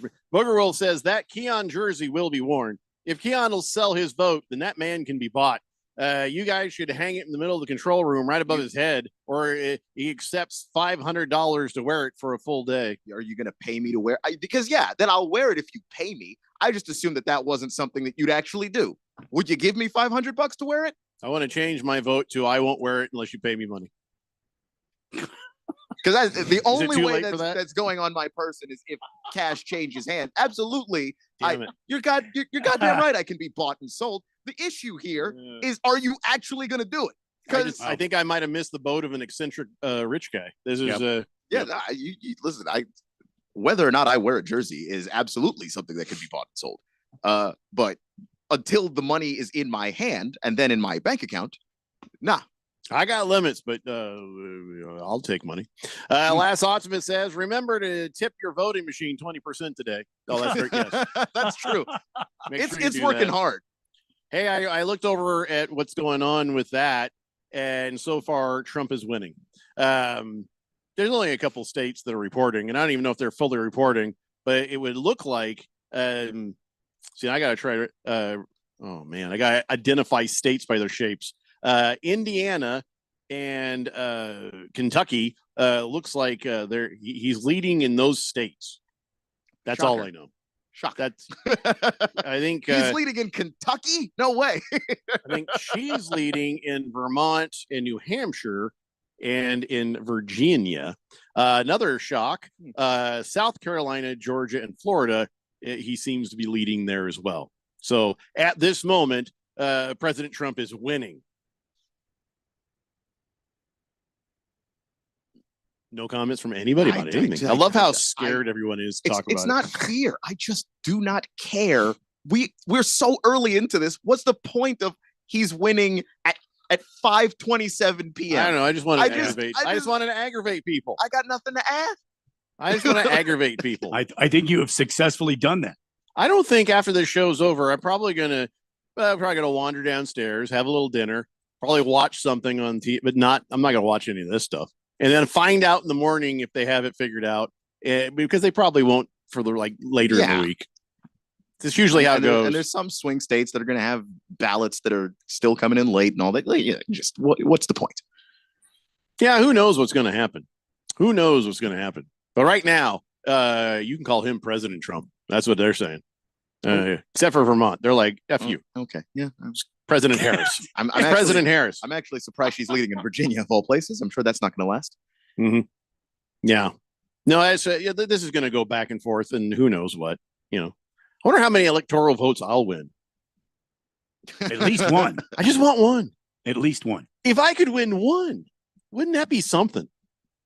I mean, seriously. I don't need an Oscar. I just want one electoral vote for being written in. Yeah. I was written in, and the one electoral voter is like, I'm putting O'Brien in too. Just that one. Just that one. Anyway, Dodger Danny says, hey, if you want to aggravate anyone, here's how you do it. And then he just starts talking about the Dodgers. You're only aggravating me right now. Because Jeffries has to read it. Yeah. And unless he decides that the rest of us should be aggravated too, we're not aggravated. No. Devil Hawk, I thought you were a man. He says, oh, my reproductive freedoms are at stake. Unless that's a joke. Because you're a man. I don't get it, to be honest. My reproductive, do I have reproductive freedom? I think as a man, I really do. Truly. You can pretty much do whatever you want. Explain that one, Jeffrey. I'm not sure how. To just feel like I'm perfectly in control of what happens there. Let's see. Seabass says, hey, I just heard this breaking news. Vermont race has been called. Incumbent Republican Governor Phil Scott is projected to win. Great for Phil Scott. Yeah, we really don't care about that, Seabass. Wouldn't know Phil Scott if I passed him on the street, but good for wasn't Phil Scott. Wasn't he the guy from The Office? Isn't that the no, that's Michael Scott, his brother. Michael Scott, his brother. Yeah, owns the Dunder Mifflin paper. Dodger Danny says he wrote me in for mayor, but he spelled it wrong. He spelled it like John Mayer. Do I need to sing Your Body's a Wonderland now? I'm not doing it. Dodger Danny wanted us to talk about the Dodgers. Here's some talk about the Dodgers. Burn in hell, Dodgers! There you go. Perfect. I keep forgetting we had that. Oh, yeah. I vote for Fish Tank. That's true. Moist One says, for most people, it is election day. But for me and the missus, it's erection day. Got to keep that spark alive. You don't have a wife. There's no way anyone. Moist One was just talking about how lonely he was a week ago. There is no chance that there's a missus. I feel like he was just writing that Yeah, like just for the joke, just for the bit. That's all. That's the only reason. Booger Wolf says, all right, large for Jeffrey, extra large for Randonius one. I got it. He says these are going to be amazing. Now, I don't think Randy said extra large. I feel like Randy was Randy said double extra large ought to throw, do it. Throw some other X's on there is what Randy said. Double extra large would probably work. Yeah. Dodger Danny says, no, I voted for you to be mayor of the state. Mayor of the state? He says, listen, my problem here, Tucson, Arizona High School is where he went. So happens. Say no more, Dodger Danny. Happens. Big Kev says, I'm curious to wonder, as the official station for GCU basketball, will the Fanatic be able to broadcast the GCU at ASU game next Thursday? Yes. Or does that only the other station get dibs? Well, no, we're the GCU station, so we'll have the GCU broadcast. Because I know the Fanatic can't carry Cardinals broadcast. Well, no, we can't carry Cardinals or any other game when the Cardinals are on. That's a rule of the NFL more than anything else. Because I don't know if this is going to apply to GCU ASU game. I don't think so. You might want to ask Potter. I don't think so either. Seabass says, we I had also it heard last this. year, so yeah. Bernie Sanders is projected to win re-election in Vermont. Is he still alive? He is. Have they checked? That's true. Maybe they'll check, at the park. Someone needs to put a mirror under his nose and see if he's breathing. Yeah. Bernard? There it is. Cheese Skull says, is Moist One's wife called Dry Gulch? That's fun. Booger Wolf says, by wife, Moist One means that piece of rabbit fur that he's had since college. Oh, boy. Commando Duke, why do you want to hear that? He says, well, it's election day for me and my folks in Bethlehem. Well, he just wants to hear me say this, so I'm gonna say it just once. Vaginale. He just wanted to hear that, I guess. It is, to be fair, it is literally funny every single time you say it. It's not. Try to limit how many times I say it so it keeps being so it that. keeps being funny. Yeah, I get that. It's just it's never failed to get a laugh out of me every time. I remember my friend's sister, who's also my friend. She was dying of cancer, and she called up and she dared me. She says, one word, make me laugh. I was like, pubes. And she just died. It was perfect. She laughed. Later she died. She didn't die at that moment. Just right there, just dropped right there. Yeah. I guess I should have probably reworded that. Just right on the floor. The whole family was stunned. Like, don't ever call Jeffrey again. What did he say to you? Wow, they'll never know now, will we? Stop breathing. The whole 9 yards. Wow. No, I was able to make her laugh at various times in her fight. But pubes, that was the first thing that comes to mind. It's always funny to hear that. Next time it's going to be vaginale. That's what I'll say. Hey, you know how the Raiders fired like most every coach they had? Yes. Mm-hmm. Well, now they have named Scott Turner the interim OC, Joe Philbin interim O-line coach, and then yet another Nepo hire. Here comes another Nepo daddy, not baby, because it's somebody's daddy. Norv Turner has been hired. Oh, Scott Turner, the OC, is the son Yep. of. Yeah. No, he's not OC. He's the team's Game Pass coordinator. Oh. And, he could be calling offensive plays now, right? He was once upon a time an offensive coordinator for Washington, and we didn't score very much that year. So, well, I'm sure this is going to go great. You mean Norv Turner or Scott Turner? Scott. Well, Norv Turner, he's coming in as an assistant, and you know that Norv coached the team at one point and actually was pretty good, but then he got fired anyway. So Norv may be getting sort of positioned for something bigger. You know what I mean? Yeah, I mean, I don't know what that would be, because the Raiders aren't great, and anytime you fire your entire offensive coaching staff, you're essentially admitting you hired all the wrong people, and if the new people you hire don't do as well, or you're worse, the wrong people. Yeah, you're at the end of the year, Antonio Pierce could just be not a coach anymore. I think there's a pretty good chance of that anyway. Big George, did your friend live and beat cancer? No, she didn't. I mean, you only get to win moments. You can't always beat that. And when she went, that we lost one of the good ones. That's all I'm going to say about that. Hey, well, we're getting a good one back in fantasy football, which really sucks for me because Moist One has Christian McCaffrey, and I play him this week. But Christian McCaffrey back in practice. Yeah, couldn't wait a week. Couldn't wait a week. just 7 more days. Give me just one more week. You already waited 9. Just what's 10? What's 10, Christian? Really should probably rest that Achilles thing. So, but yes, he'll be back. I would imagine he'll play this weekend. If he doesn't, I'll be shocked. Just another face in the crowd says Pubes is funny, just like in the Addams Family when they named the baby Pubert. I didn't see the movie. I didn't see the movie either, but I now want to. Feel like Pubert should be a Texture nickname. Yes. Write that down, Randy. Pubert. Baker's Cocky Hen says, how's teacher lady doing? Where are those gold quotes at late? Well, it turns out that she was fake. It was Big George trying to get another bit by impersonating someone he actually knows. We're still not quite sure what that's all about. Oh, Moist One's got a good idea.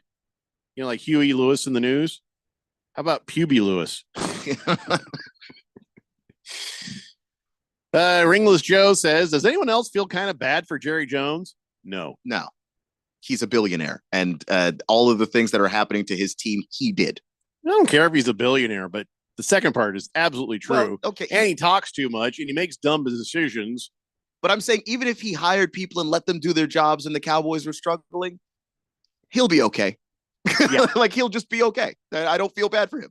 I tend not to feel bad for anybody whose rent is paid, fridge is full, goes on vacations. I feel bad for people in spots, like something disappointing happens. I can relate to that. But just overall in your life, like, no, I don't feel bad for you. No. The Ringless Joe feels bad for him. He says, old Jerry says he's not disappointed in the Cowboys, but well, that's hard to believe. But biggest loss in franchise history happened on his birthday. I don't like the Cowboys, but it's hard to see them this bad. The whole offseason, I was like, what are they doing?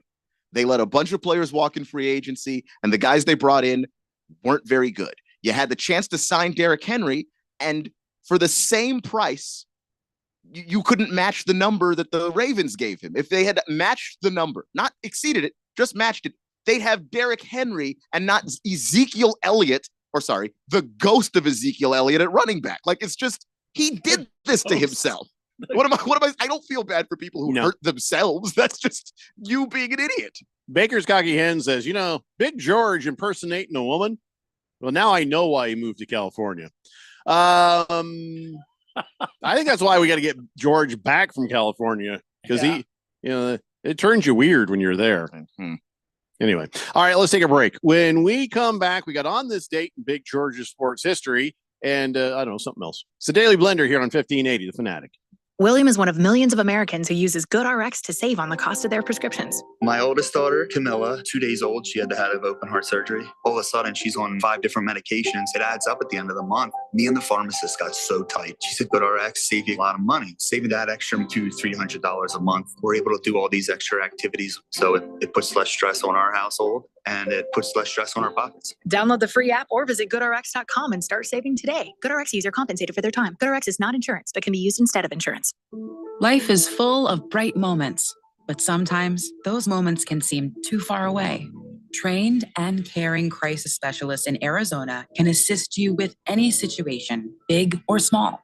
Free and confidential help is only one text away, day or night. Text the word HOPE to 4HOPE. That's HOPE to 44673. These moments matter, and so do you. This message is sponsored by Solari Crisis and Human Services. AZ Preps 365, your source for all the news, info, highlights, and more. Athlete news and interviews. Talk with coaches. Keep you up to date with the changes, moves, upcoming events, and more. AZ Preps 365, Arizona's ultimate prep sports show. If you miss a minute, you miss a lot. AZ Preps 365, Saturday mornings 8 till 10 on 1580 and 99.3 The Fanatic. And always on at 1580thefanatic.com. Now open in Scottsdale. It's United Porte Custom Door Showroom with 40,000 Euro doors and hundreds of state-of-the-art designs and finishes on display, plus kitchen cabinets, bathroom vanities, and more, all at wholesale prices. Builders, contractors, designers, and yes, you. Come see our showroom on Greenway Hayden Loop. That's United Porte, Porte. Stop by to see and feel the quality. United Porte Custom Doors. Find us at uporte.com. That's uporte.com. With all the school supplies your child will need over the years, it can be easy to overlook the most important one of all, money, which is a good reason to open an AZ 529 education savings plan.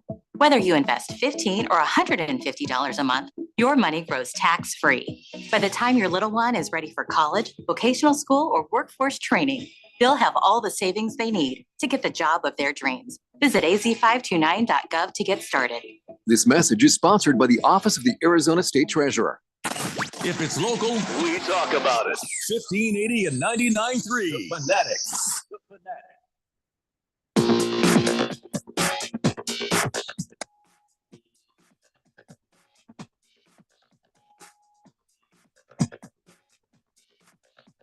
Hey, Blender here on 1580, The Fanatic. Oh, this is dumb. Here I am thinking, Donald Trump won this state. Oh, look at that. Kamala won that state. Like 2% of the vote is in. That's what I'm saying. Yeah, like There's- 3%, 2%. I mean, West Virginia, Virginia has at least 14%. Then, none of this is. Yeah, that's why you were close like to he's done. winning. Any comments? And I was like, none. There's nobody's voted or nobody's vote's been counted yet. Wow, I see a lot of names I never even heard of before. Cornell West, Chase Oliver. You never heard of Cornell West? Jill Stein. I don't pay attention to these people. Cornell West is not actually recently he started to run, but like he's not a politician really. He's like just like a black philosopher. Oh, did he get a late start or something? No, like he's Like he always woke been, up is like, no, "Yeah, he's today." always been like an activist, I guess. But I don't know what came over him that made him decide he was going to run this time. But I really should pay more attention to politics, but I just don't care. 888-368-1580. I'm just hoping that everything is nice and peaceful. Baker's Cocky Hen says, makes me sick. One night of the year, I'm Team Ralph. Huh? Swazman says, I think it's safe to say that Mike McCarthy will be looking for another job at the end of the season. He should probably start selling his house in Dallas. Who do you think's be the next Cowboys coach? Mike Grable Belichick? It might be Belichick. And I'm surprised that Mike McCarthy still has a job today. Oh, I thought he'd have fired him sooner, but that's not how Jerry does stuff. Jerry is very slow. Yeah, he's slow to move. If he had any sense, he'd hire Steve Spagnuolo. Oh, absolutely, if you could. But I know there's a friendship, there's a kindred thought process. But you're right. Belichick may not want to go to a place where he doesn't get to call the shots. But how do we know that? We don't know that. We don't know that. But when he went to Atlanta, that's what he wanted, and that's why they didn't hire him. Silver Pop says, whoa, Jeffrey, that statement could go many ways. Be positioned for something bigger. Did I say that? I don't even know what I was saying. Yes, but I don't remember the context. Something like that. Just another face in the crowd says, no matter how many games the Cowboys lose, Jera still makes a shitload of money. Yeah, That is true. that's been his priority for the greater part of the last 25 years, which is why there's been a lot of money in that organization. And how many rings again? Zero. Yeah.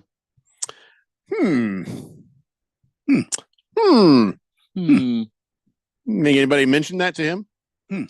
Jerry, the connecting factor is you? I don't think so, because that would be a nice way to go back to your desk and find all of your things in a box.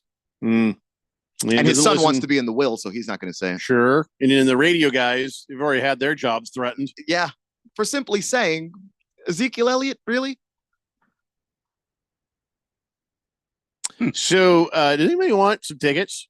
Does anybody want to go to the Phoenix Raceway races? I got truck tickets for Friday, and I got truck tickets for Saturday. I'm sorry, I got Xfinity for Saturday. So if you want to go, let's not screw around. I'll just give you the tickets. Just text me that you want to go, and I can help you out. You want to go Friday? Great. You want to go Saturday? Okay. You want to go both? Yeah, why not?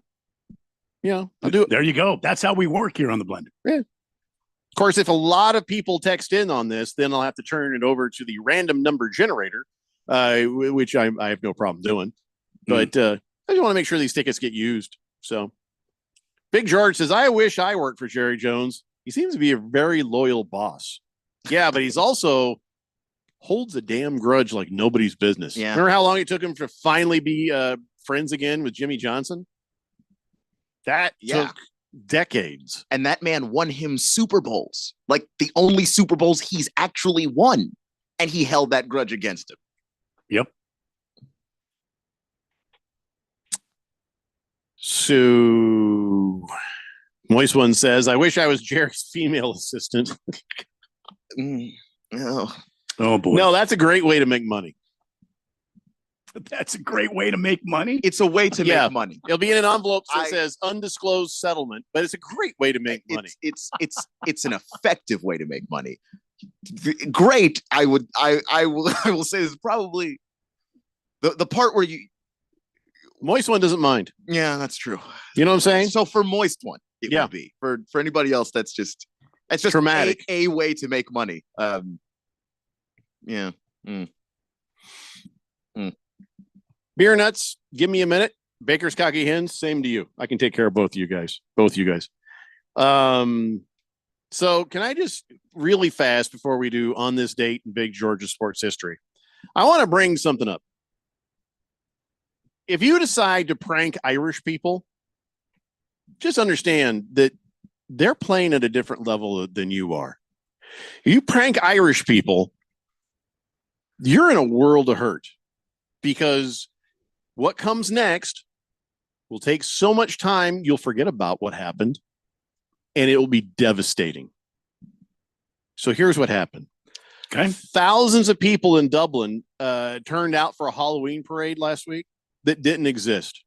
There's a website called My Spirit Halloween, and it claimed the big old parade to be going through the city center on Halloween night, and the news spread on social media. And turns out, no parade. It was a hoax. The website was based in Pakistan. And so just somebody in Pakistan thought, let's screw with the people in Dublin, Ireland, right? So someone posted a video from their apartment. Like, look at all these people. Thousands of people waiting on the street for it to start. It's supposed to start at 7 p.m. It took about an hour before people really accepted that it wasn't happening and that they'd been had. Thousands of people. Wow. Police had to put out a statement saying, there's no parade. Go home. Please disperse safely. Thousands of Irish people. They blow up cars of people who are slightly different religion than them. And you're going to try this, Pakistan? You are in for I'm decades of hurt.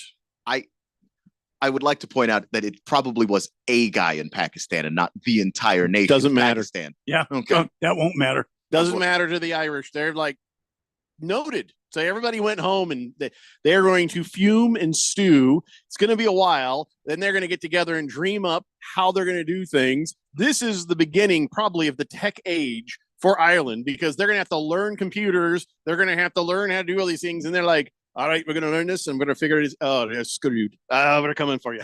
And this is going to be the biggest transformation of the country, not for commerce, not for space travel, but we're going to destroy Pakistan. Vengeance. Exactly. This has got Jeffrey O'Brien all over it. Oh, I will consult.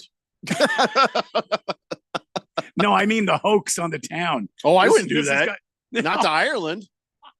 Not to Ireland, but that's Tucson. sort of a hoax. Well, yeah, Tucson. Tucson for sure, that. but I'm not. That's the goal, is to prank someone who you think would never figure it out. That you can't. I'm not dumb enough to mess with Ireland. I mean, Tucson's it. That's it. So I'm just say, keep an eye on things. Could be a while, but if you start to see some weird stuff happening in Pakistan, remember this. That's all I'm saying. There's not a day that goes by that something weird doesn't happen in Pakistan. Oh, no. It'll have a shamrock attachment. You know what I'm saying? You'll know. You're going to know what it is. All right. can't believe they tried this. I mean, I just think it's unfortunate. There's going to be some guy walking down the street in Pakistan that has had no clue that this has happened. Mm-hmm. I mean, it's like, no, the Irish are like, oh, terrorist stuff. Nah, whatever. Now, would I put it making past us the wait Irish? for a parade that doesn't show up? Oh, now it's on. The Irish, I would not put it past to figure out the exact guy, because if they ever figure out the exact guy, that one good pub crawl and a couple of punches in the face, we'll know the guy. He's in trouble. We will find the guy. That ain't a problem. And his family, and his family's friends, and his family's friends' families, and those people's families' friends, families' friends, families' friends, families' friends. No.